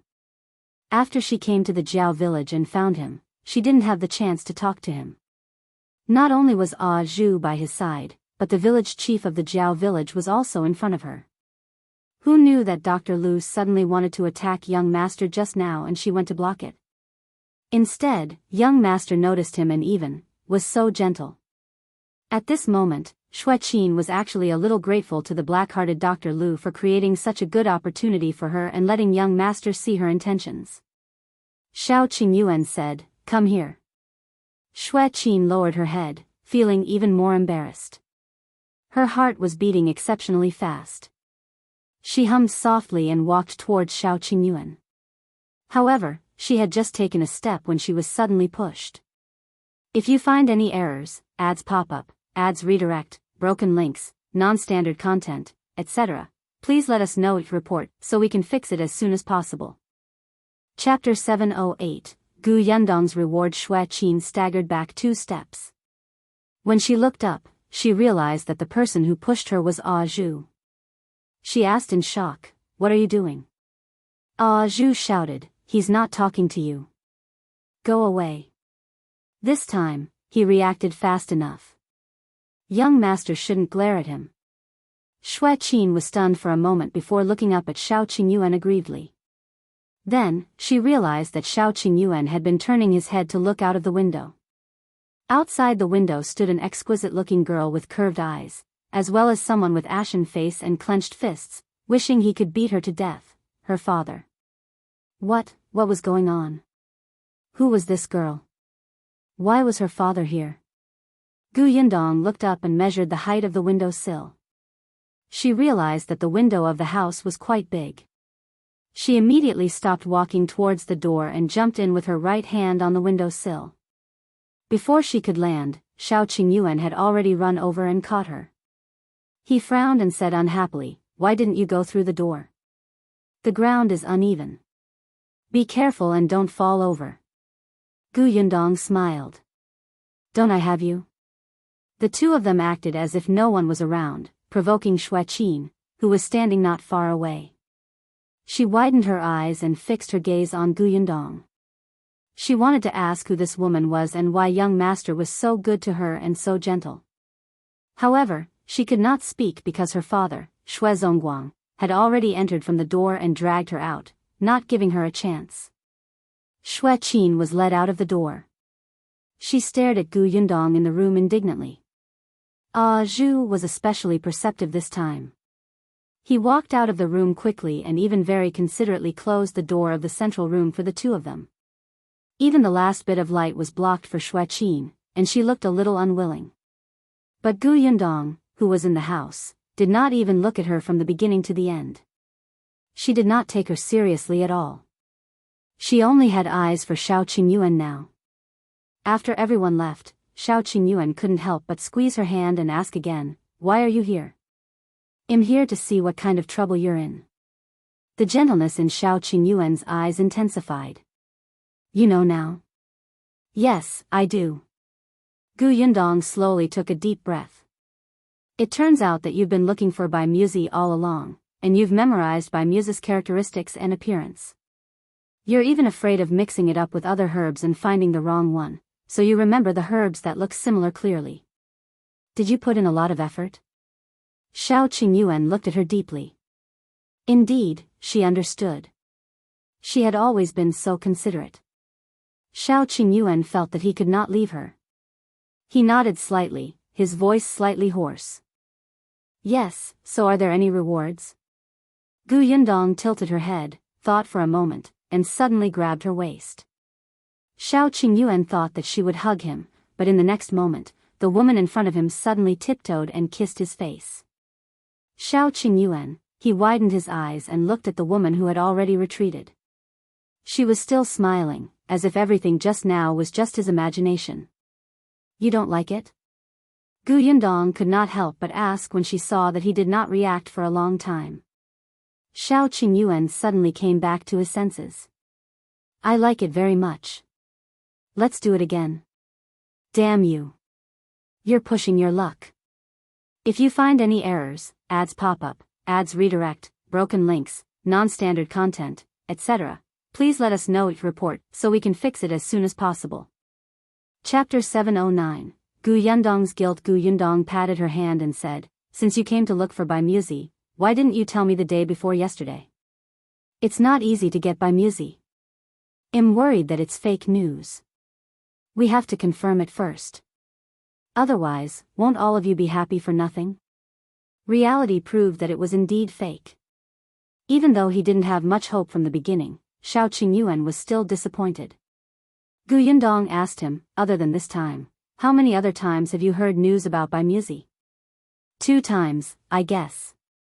Unfortunately, neither of them are real. Gu Yundong fell silent for a moment. She did not speak. Shao Qingyuan could not help but pat her back.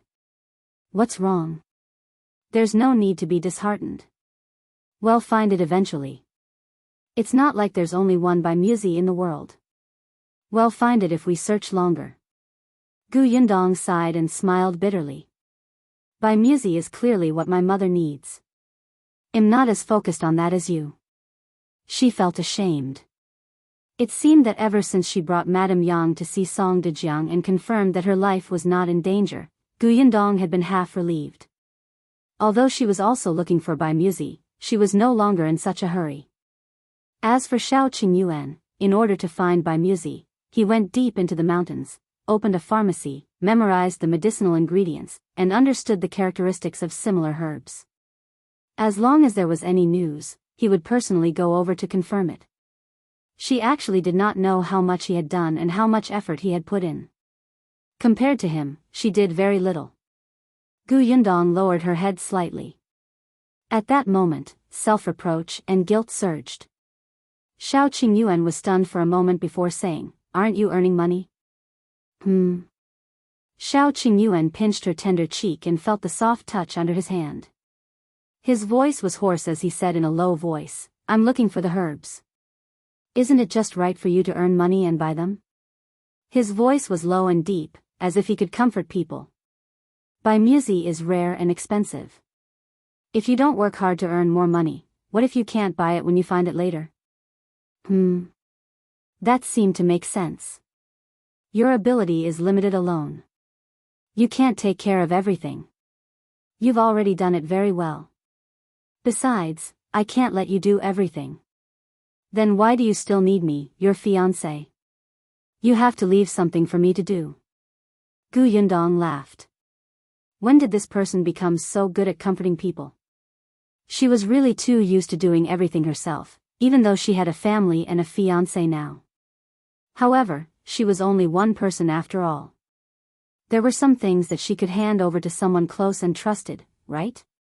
Gu Yundong suddenly understood. She hugged Shao Qingyuan. All right, let's work hard together.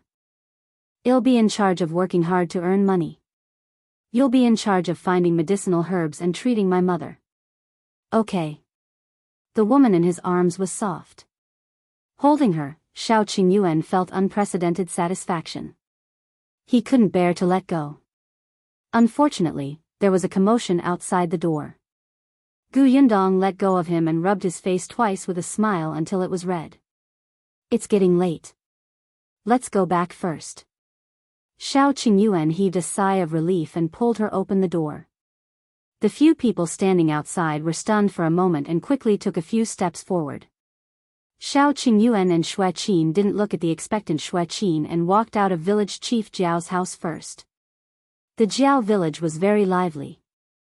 Shao Qingyuan didn't care and the group walked towards the entrance of the village. If you find any errors, ads pop up, ads redirect, broken links, non-standard content, etc., please let us know it report so we can fix it as soon as possible. Chapter 710. Forgot your identity. Shao Qingyuan helped Gu Yundong into her carriage while Tong Shuidao rode. As for his original carriage, he handed it to Ah Zhu. As soon as Ah Zhu sat in the shaft of the carriage, he said to Xue Qin, who also wanted to come up, walk back yourself. After saying that, he shook the reins and the horse chased after the carriage in front. Xue Qin's eyes widened in disbelief as she looked at the carriage that was getting further and further away.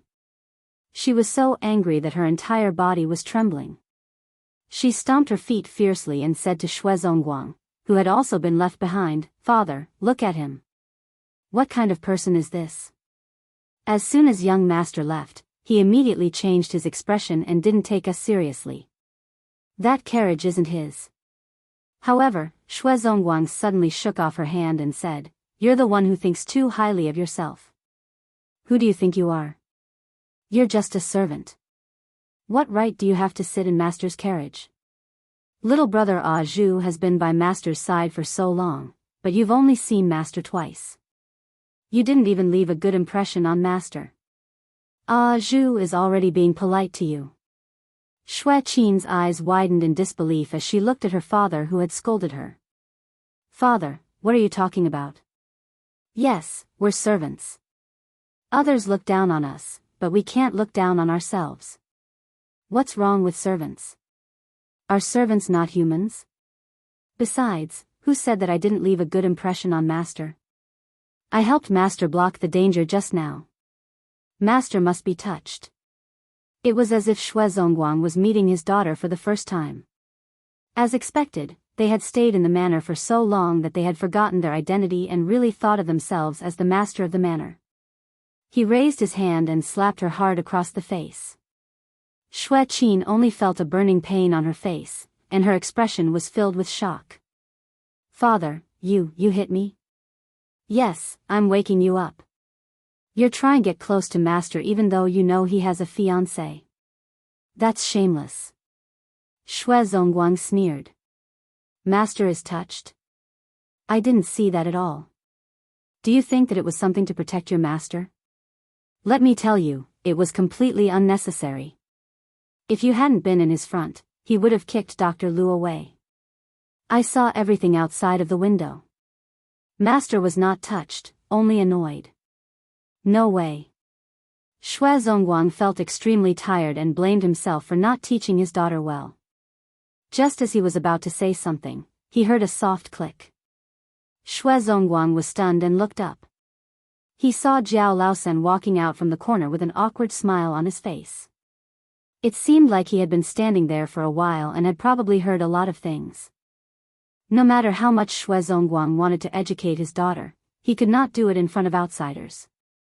He smiled at Jiao Laosan and dragged Xue Qin away. Jiao Laosan rubbed his nose and watched as the father and daughter walked further and further away. Then, he punched the wall in frustration. It turned out that he was the one who was really insensitive. He had almost done something bad out of good intentions. Zongguang brought Xue Qin to the manor in a hurry. The Jiao village was not far from the manor, but it still took them a lot of time on their two legs. When the two of them arrived outside the manor, Zongguang saw Madame Wan standing at the entrance with a worried and resentful expression. Zongguang had a bad feeling. He quickly took a few steps forward and asked, "Why are you standing here? If you find any errors, ads pop up, ads redirect, broken links, non-standard content, etc., please let us know it report so we can fix it as soon as possible." Chapter 711. Something big happened when Madame Wan saw him coming over. She quickly took 2 steps forward and said, why are you only back now? Let me tell you, something big has happened. What is it? Shui Zongguang's heart skipped a beat. Madame Wan did not notice his expression. She only pointed in the direction of the orchard and said, 2 people actually came to steal herbs in broad daylight and were caught. However, they killed Big Black. Master and Miss are interrogating them now. They killed Big Black? Shui Zongguang's face instantly darkened. Although Big Black was not raised by him, he had watched it grow up. That dog looked fierce but was very protective of its master. He did not expect it to be killed by 2 thieves. He could not care less about his legs that were a little weak from rushing. He wiped his sweat and turned to walk towards the orchard. Unexpectedly, he had only taken a step when he heard Madame Wan's noisy voice behind him. Qiner, what's wrong with your face? Who beat you up? Mother will avenge you. Just now, Madame Wan only saw her husband and daughter return. With something on her mind, she did not pay attention to Shui Qin. It was only then that he realized that Shui Qin had been covering her face. Once she let go, the clear 5-finger mark on her face was simply terrifying. Madame Wan was furious on the spot. Shui Qin looked at Shui Zongguang with some complaints, which reminded Shui Zongguang of what the mother and daughter had done. He immediately said impolitely, I did. Madame Wan was shocked, but when she saw Shui Zongguang's fierce expression, she was a little afraid. Shui Zongguang snorted coldly. Bring her back and boil an egg for her face. Then lock her in the room and don't let her out. At least, keep her in the room until master leaves. Father. Shui Zongguang ignored her and warned Madame Wan, you'd better listen to me. Otherwise, don't blame me for being rude and chasing you and your daughter out. Madame Wan wanted to retort, but she didn't dare to. She hurriedly nodded. I understand, I understand.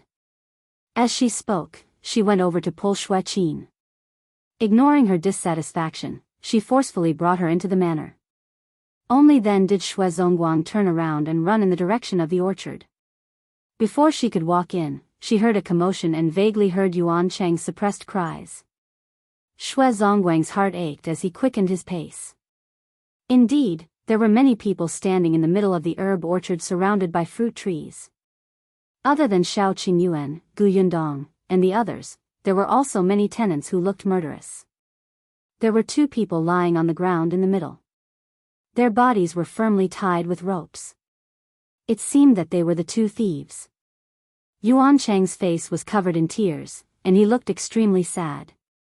There was a mess of blood at his feet, and it looked a little shocking. Shui Zongguang's gaze finally landed on Big Black, who was lying on the ground. He was slightly stunned. Big Black was not dead. He immediately heaved a sigh of relief and blamed his wife for exaggerating. However, although Big Black was not dead, it was indeed injured. The blood on the ground was from it. Now that it was on the ground, it looked like it was on the verge of death. It looked like it was in pain and he did not know if it could be saved. It must have been smeared with medicine, but its limbs still twitched from time to time. Yundong squatted on the ground and gently stroked its head, as if to comfort it. Shui Zongguang walked forward and asked a tenant beside him, what exactly happened? The tenant's face was also filled with anger. He pointed at the 2 bandits and said, these 2 animals deserve to be struck by lightning. If you find any errors, ads pop up, ads redirect, broken links, non-standard content, etc., please let us know each report so we can fix it as soon as possible. Chapter 7:12. Almost dead. The tenant said, these 2 animals took a fancy to the medicinal herbs in our herb orchard and wanted to secretly come and pick them. However, the herb orchard was guarded by Big Black and the other 2 big dogs. They knew that they couldn't succeed easily, so they used despicable methods. The 2 thieves clearly had a plan. One deliberately lured Yuan Cheng and the dogs away from the herb garden. Then, the other one came in to steal the herbs. However, who knew that even though Yuan Cheng and the 2 dogs had left, Big Black was still guarding and unwilling to leave. The little thief was determined, but with Big Black around, he did not dare to approach. Big Black was too ferocious. When a dog barked, it could make people pee their pants. However, although Big Black was fierce, it was not a dog that would easily hurt people. It was mainly used to intimidate thieves and scare people. Until now, it had never bitten anyone. Therefore, it only cried out to warn the little thief to leave quickly and use its cries to attract others. However, the closest place to the herb orchard was the manor. Zongguang, who was in the manor, took Yundong to the Jiao village and was not at home. Moreover, Madame Wan was a person who was especially insensitive to the barking of dogs. She only felt that Big Black was going crazy again and did not want to go over to take a look. The other tenants heard the faint barks and rushed over, but it took time. Seeing that Big Black did not pounce on him and bite him, the little thief could roughly tell that something was wrong. He immediately ignored it and went to pluck the herbs. After plucking 2 herbs, he completely angered Big Black. It suddenly jumped up and pushed the little thief to the ground. However, even though it had pounced on him, it did not bite him. It only pressed down on his shoulder to stop him. However, Big Black did not know that the little thief below had come prepared. He immediately drew his knife and stabbed at Big Black. Big Black had been cut 3 times. 1 in the abdomen, 1 in the face, and 1 in the leg. The injury on its leg was the most serious. The cut on its face ran from its forehead to its mouth. The scratch was a little deep. If it was slightly off, it would blind its eyes. Yundong looked at the wound and the anger in her heart rose bit by bit. She could not stop it. Big Black was very sensitive. It seemed to have sensed her emotions. It raised its head slightly and whimpered. As it moved, blood gushed out of its wound. Yundong quickly restrained her expression and gently touched it. "Don't move. It's good medicine." She knew nothing about how to treat its injuries and could only touch it gently. The medicine on the wound was given by Shao Qingyuan, and it was very effective. Although Shao Qingyuan had some medical knowledge, Big Black was not a human after all. Other than treating its wound and spreading medicinal powder, he did not know where to start. Yuansheng had taken care of Big Black since he was young. He had some experience, but he could also feel that Big Black was feeling very uncomfortable. He wiped his tears and cried especially hard. Fortunately, at this moment, a tenant ran over. "I brought the vet from the neighboring village over. Quick, let him take a look at Big Black." Yuansheng quickly moved aside. Yundong also stood up and retreated. The vet immediately squatted down to check on Big Black's injuries. Yundong clearly felt Big Black twitch. She turned her head slightly to avoid looking at it, but her gaze fell on the 2 thieves. The next moment, the anger on her face surfaced again. Not only did these 2 thieves want to kill Big Black, but they also didn't intend to let the other 2 dogs go. The food used to lure Big Yellow and the others away was smeared with poison, and they would die on the spot if they took a bite. If you find any errors, ads pop up, ads redirect, broken links, non-standard content, etc., please let us know your report so we can fix it as soon as possible. Chapter 713, How Savage Yundong had never had a pet before. She was even afraid of such large dogs when she was young in her previous life. However, when she saw that Big Black, who had done its best to protect its master and the orchard and had no intention of hurting anyone, was almost killed by this beast, she was furious. Especially since the 2 of them did not have any regrets, her anger was maxed out. After squeezing through the crowd, Yundong walked to the 2 thieves and said to Tong Shuitao and Zhu, "Drag these 2 things over there." Yes. Tong Shuitao and her companion were already eager to give it a try. They immediately dragged the 2 of them, whose mouths were gagged and their hands and feet tied, into the tall orchard. The 2 of them looked up and whimpered at Yundong, as if asking her to let go of them. The others found it strange, so a few of them followed over to take a look. Zongguang also went over. Just as he arrived, he saw Zhu remove the cloth balls that blocked the 2 thieves' mouths. The 2 of them immediately cursed, "Let us go. What do you want? We didn't steal anything. Can you kill us?" Tong Shuitao went over and slapped each of them fiercely. "You didn't steal anything, but you almost killed our dogs. So be it. They're not human. What are you doing? Do you still want to avenge them? The two of them were a little arrogant. Or are you sending us to the officials? Come on, let's see how the county magistrate will judge this case. In any case, they did not steal anything. At most, they would be locked up for 2 days. There was no law here that said that a person who killed a dog had to be sentenced. Tong Shuitao was furious. How could there be such a shameless person? She still wanted to hit him, but Gu Yundong stopped her just as she raised her hand. Tong Shuitao turned her head. Mississippi. Step back. Gu Yundong waved her hand. Tong Shuitao glared at the two of them and took a few steps back. The two thieves immediately sneered and stuck their tongues into their cheeks that had been slapped just now. They thought to themselves that they would get back at her after they were untied. They would teach this girl a lesson. Zongguang and the other tenants were angry, but what could they do? They couldn't really kill the thieves, and it didn't seem like they would suffer anything if they were sent to the officials. At most, they would be beaten and let go. Zongguang thought for a moment and took a few steps forward. He was about to say that he would deal with these two people. Unexpectedly, Gu Yundong suddenly raised her leg and kicked the two of them in the chin. Zongguang, the tenants were speechless. The two of them screamed and rolled back in unison. They fell to the ground for a long time and did not react. After a while, they slowly opened their mouths and spat out a mouthful of blood and teeth. Gu Yundong stomped her feet and took another step forward. She didn't say anything. She rubbed her right wrist slightly. After the two of them sat up, she punched one of them heavily in the stomach. She swung her hand back fiercely at the other person's head, grabbed his hair, and slammed him to the ground. The tenants took a deep breath. What a cruel method. Zongguang felt a chill on his neck. Only Zhu and Tong Shuitao were very calm. They were both people who had seen the world.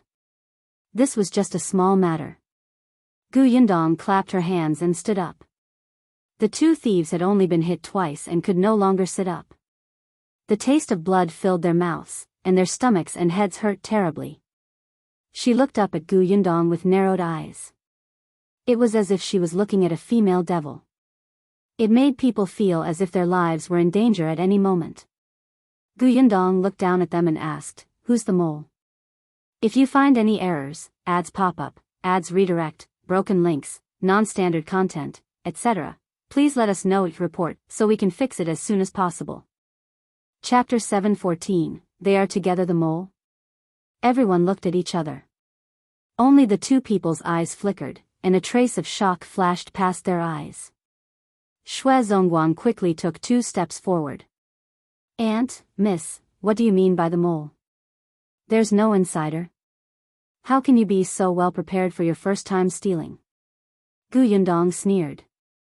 "No, it's not enough. It seems that the insider doesn't know this place very well, but it's definitely not just you. Where are your accomplices?" The two of them immediately denied it. However, they had just lost their teeth and their words were a little blurred. "Don't have an insider. No others. I don't know what you're doing. You're still not crying after seeing the coffin. Then let me see if your bones are really so hard." As Gu Yundong spoke, a cruel smile appeared on his face. The two of them instantly felt their scalps tingle. They had yet to understand what she meant.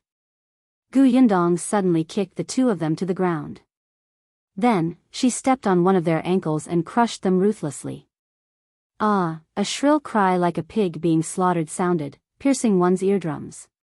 Even Big Black, who was receiving treatment not far away, could not help but tremble. Gu Yundong frowned and said to Zhu, "Shut him up." "All right." Zhu stuffed the cloth ball into his gaping mouth. Then, he looked at the other person and asked, "Miss, do we need to shut up this person first?" Gu Yundong looked at him.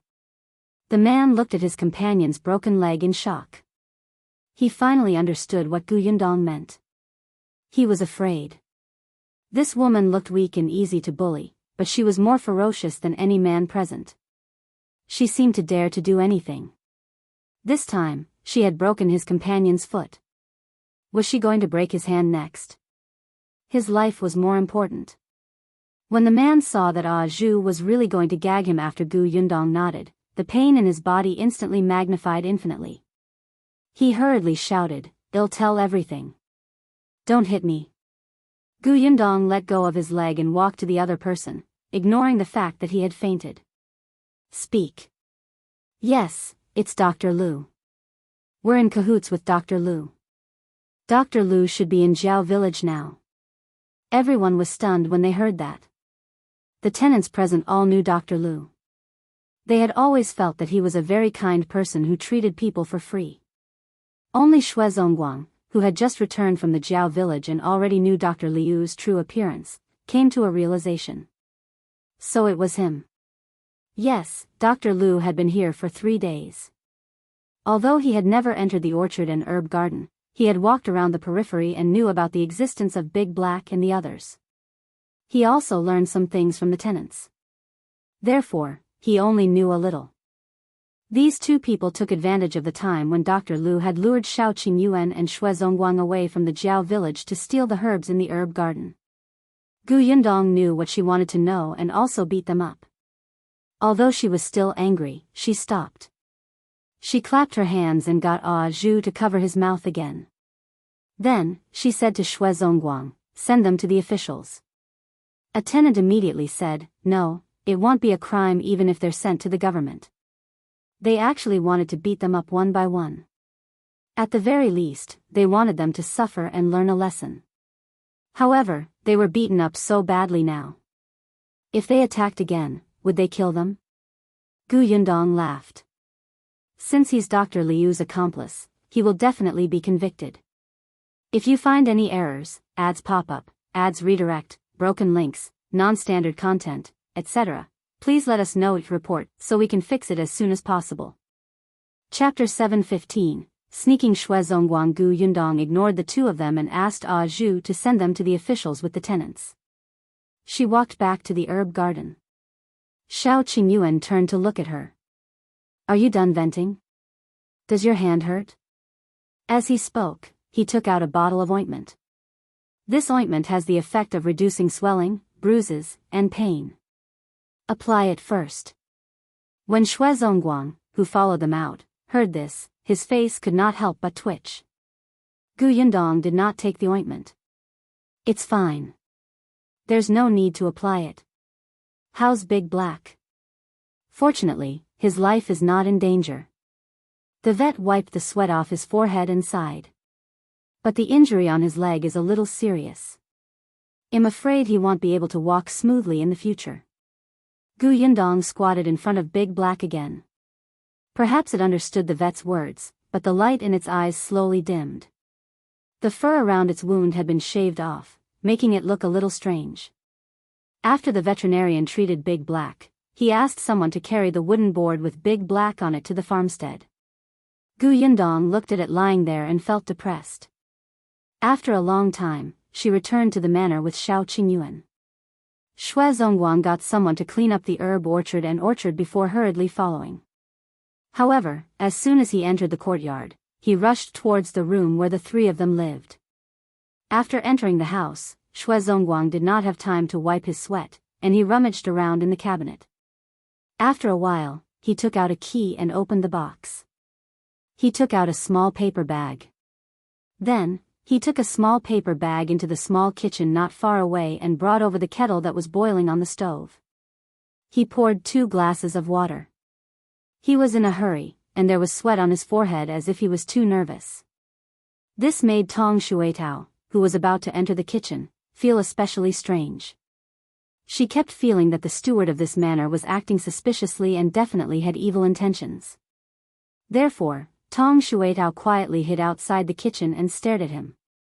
Zongguang did not realize it. After he poured the water, he felt that something was missing. A moment later, he patted his head, opened the cupboard, and took out a small porcelain jar. There was white sugar in the small porcelain jar. Zongguang poured some into the cup. Finally, he took out the small paper bag from his sleeve. After opening it, he gritted his teeth and shook it all into one of the cups. Tong Shuitao, who was outside the door, widened her eyes in shock. What did this shui guy want to do? Could it be that he planned to pour 2 cups of tea for young Master Shao and his daughter? Tong Shuitao was so angry that her face turned red. As expected, he was not a good person. The stuff in that paper bag must be poison. Was he trying to poison Miss to make way for his daughter? No, that wasn't right. He would have to go to jail even if he poisoned his master. He must have wanted to paralyze her. Tong Shuitao pursed her lips tightly. Seeing that Zongguang was about to come out, she quickly turned around and hid. She would personally expose his scheme in front of young Miss and young Master later. Tong Shuitao snorted and carefully followed behind Zongguang. Then, Zongguang walked out of the kitchen but did not go to the central room. Instead, he went in another direction. Finally, he stopped at the door of a room and knocked on the door with a cup of tea. Footsteps quickly came from inside, followed by Madame Wan's face. "Her father, why are you here?" Madame Wan asked softly. "Is everything all right in the herb garden?" Zongguang shook his head. "Everything is fine now." Then, he looked at Qin, who was still angry, sitting on the edge of the bed and sighed slightly. "If you find any errors, ads pop up, ads redirect, broken links, non-standard content, etc., please let us know your report so we can fix it as soon as possible." Chapter 7:16, You Killed Her? When Qin saw him enter, she snorted coldly and turned her body to the side, not even looking at him. Zongguang's heart ached when he saw that the finger marks on her face had not disappeared. After putting the teacup on the table, he said softly, "Qiner, it's my fault today. I shouldn't have hit you." Humph. Qin's expression softened a little when she heard her father, who had always been domineering, apologize to her. Madame Wan also hurriedly said, all right. There's no overnight grudge between father and daughter. Qiner is also in the wrong. Let's let this matter pass. Let's not mention it anymore." Qin wanted to say that she was not in the wrong. So what if she admired her master? When she became her master's concubine in the future, her family would rise with the tide. She was doing this for her parents' own good. However, Madame Wan kept winking at her. She also knew that now was not the time to push her luck. She had to take it slow to change her father's mind. Hence, she nodded softly. "I don't blame father either. It's good that you don't blame me." Zongguang handed her a cup. "This is sugar water. Take it as my apology. Drink it and show that you forgive me, okay?" "Okay." Qin thought that her father still doted on her after all. Otherwise, why would he make such precious sugar water for her to drink? Hence, she became more confident in persuading him and marrying her master in the future. She was happy and drank the sugar water in one go. However, not long after she finished drinking, she suddenly felt a little dizzy and her eyelids were heavy. After a while, she said uncontrollably, "Father, mother, I want to sleep for a while." As soon as she finished speaking, she fell onto the bed. Madame Wan was shocked and quickly pushed her. Qiner, what's wrong? What are you shouting for?" Zongguang glared at her and took away the cup that Qin had left on the bed. Madame Wan was stunned. Seeing that he was not worried at all and was still moving slowly, she thought of the cup of sugar water just now. What else did she not understand? She looked at him in disbelief. You killed her? She's our only daughter. How dare you kill her?" Madame Wan was no longer afraid of him. She rushed up and wanted to fight him to the death. Zongguang turned to the side. "All right, what's with the fuss? Who killed her?" "She just drank some calming tea and fell asleep." "Look carefully." Madame Wan was stunned and quickly reached out to check under Qin's nose. As expected, her daughter was still breathing, and she immediately heaved a sigh of relief. Then, she looked at her husband resentfully. "What are you doing? Why did you give her some calming tea for no reason? What else? Should we wait for her to go to young master's place in the middle of the night and do something shameless? Madame Wang was shocked, and her expression instantly became unnatural. Her husband indeed knew their daughter very well. Just before Zongguang came, Qin was indeed trying her best to persuade her to help her fulfill her wish. After all, this was a rare opportunity. If young master left tomorrow, he might never come again. Madame Wang was not an opinionated person and was almost convinced. Unexpectedly, Zongguang decided to take drastic measures and let her sleep until tomorrow morning. Zongguang snorted. Why are you still standing here? Go to the kitchen and make dinner. Madame Wang left dejectedly. Only then did Zongguang look at Qin, who was lying unconscious on the bed. He sighed slightly, covered her with the blanket, and left the room, locking the door behind him. If you find any errors, ads pop up, ads redirect, broken links, non-standard content, etc., please let us know each report so we can fix it as soon as possible. Chapter 480. Hooking his neck with one hand, Sylvan Chaney and Jasmine Yale walked along while on Maple Mountain. Jasmine was lost in the enchanting scenery and didn't feel tired at all. It was truly beautiful. Do you want to see more? If you do, I can have lunch brought over, Sylvan asked for her thoughts. Jasmine shook her head. Let's go back. I want to return to my rental. She hadn't been back to that little cottage in a long time. It was unclear when Payen would be able to return. The place was lonely and deserted. Don't go back there. I bought you an apartment in the city center. It's convenient to go anywhere, Sylvan proposed. I don't want it. She shook her head again.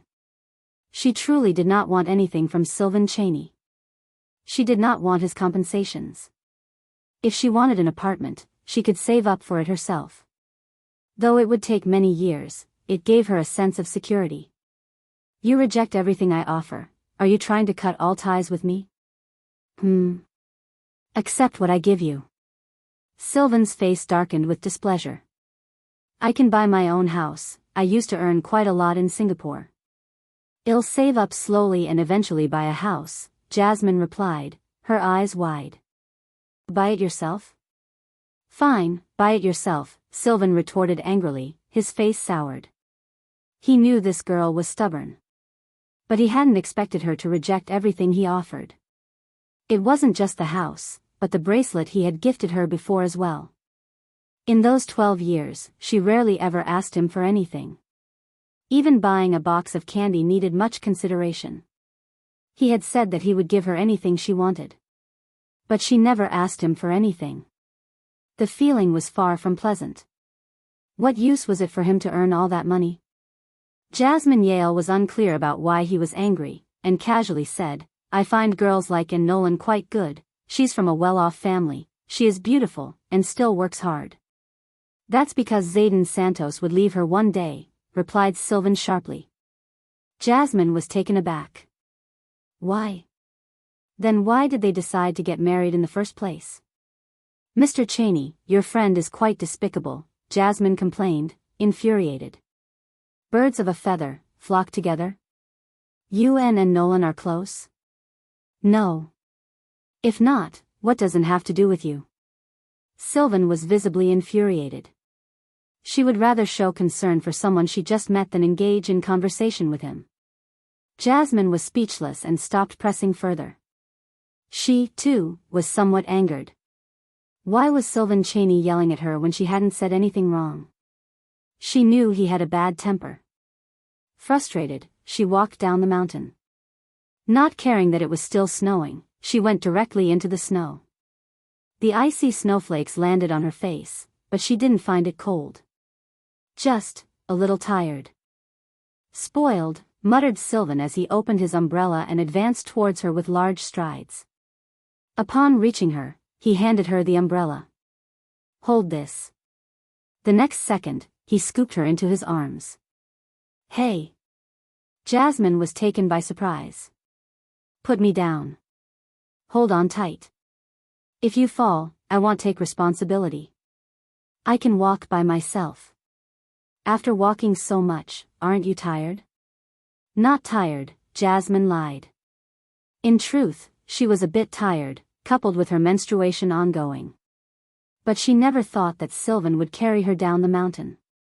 Even during those 12 years, he had never once carried her.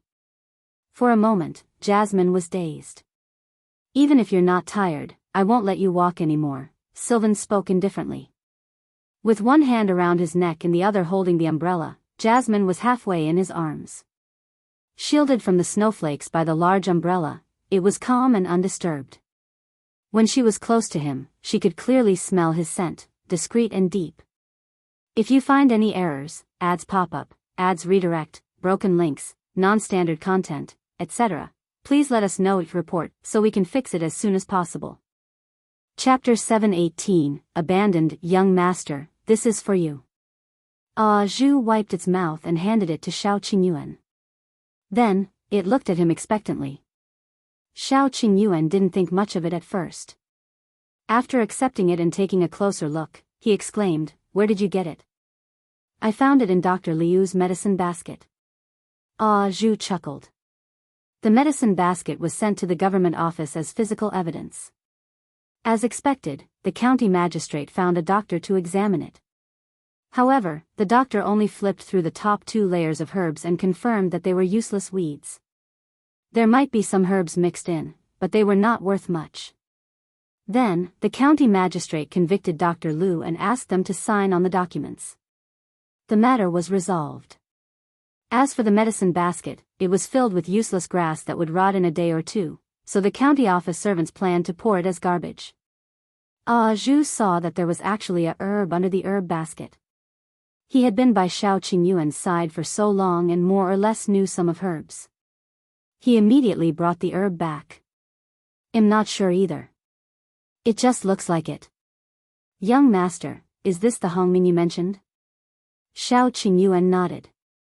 "Yes, I didn't expect him to dig up a treasure." "Hongming?" Yundong felt that this herb sounded familiar. Shao Qingyuan said, "These are the medicinal herbs recorded in the medical book Dr. Song gave me. They are mainly used for clearing the eyes." "In that case, it was also a very precious medicinal herb?" Shao Qingyuan put it away and praised, "Not bad, you deserve praise." Zhu's eyes lit up and she quickly buried his head in his food. That night, the few of them rested in the manor before preparing to leave the next day. Yundong frowned slightly when she saw Big Black lying on the ground. After a night of recuperation, Big Black looked much better. It had a strong recovery ability and used good medicine. It had already tried to stand up.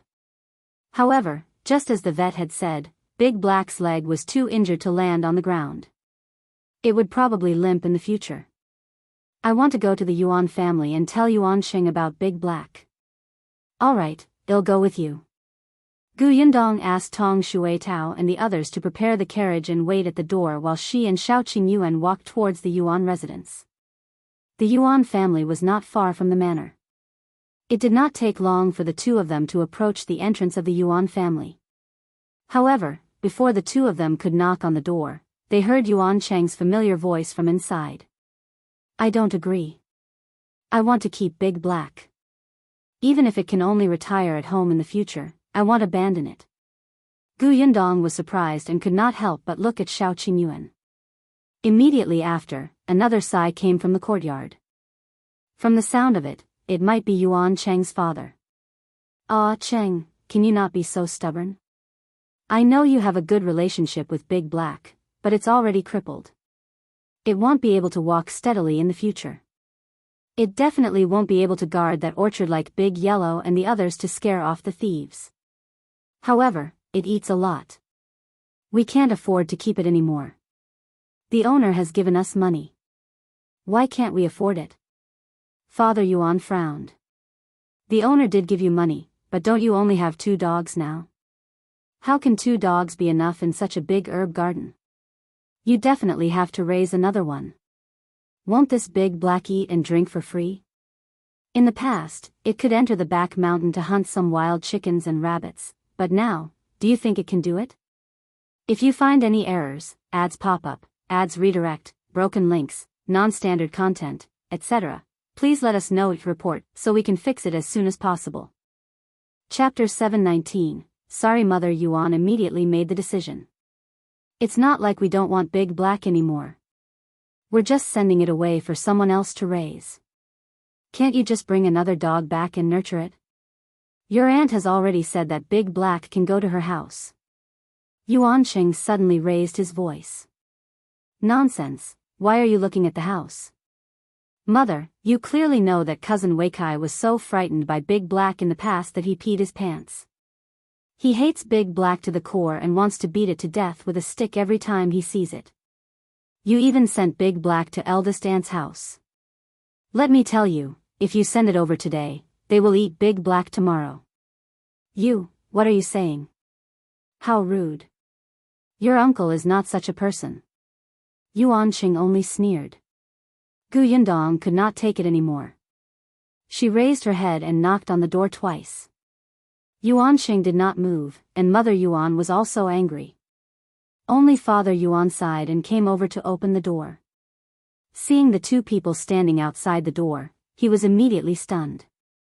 He hurriedly retreated half of his body and said, "Boss, why are you here? Quick, come in." Yuan Sheng and Mother Yuan suddenly came back to their senses and hurriedly welcomed them. They took stools and made tea. But Yundong stopped them. "There's no need. We're here to ask your family for your opinion." The three members of the Yuan family were stunned for a moment. "Miss, please speak." "It's like this. Big Black was injured yesterday to protect the herb garden. Now that its legs are inconvenient, I'm afraid it can't continue to stay in the herb orchard in the future." When Yuan Sheng heard this, he immediately felt a little desperate. Even Lady Gu had said so. Was she planning to give up on Big Black? Unexpectedly, Yundong's next sentence made his eyes light up. "No matter what, Big Black is a hero.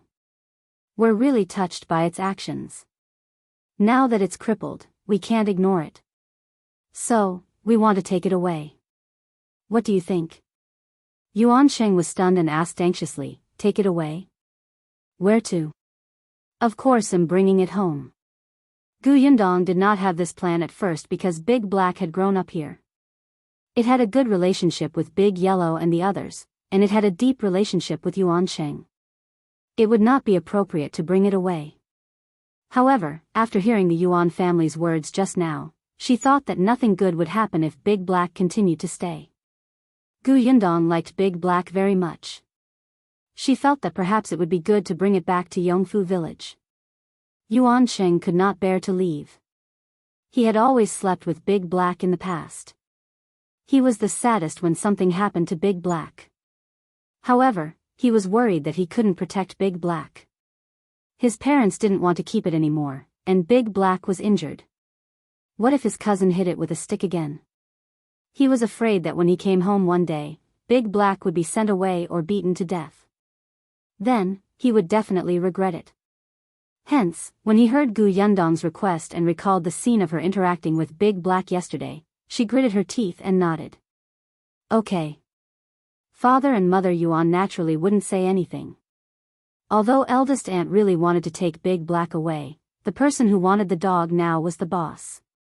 Their family was working for the boss, so they couldn't refuse at all. Since they had agreed, Yundong did not stay any longer and left the Yuan residence with Shao Qingyuan. Yuan Qing followed them out. When they arrived at the manor, he ran to see Big Black first. When Big Black was carried onto the carriage by Tong Shuitao, he cried even harder. "I'm sorry, I'm useless. I can't even protect you.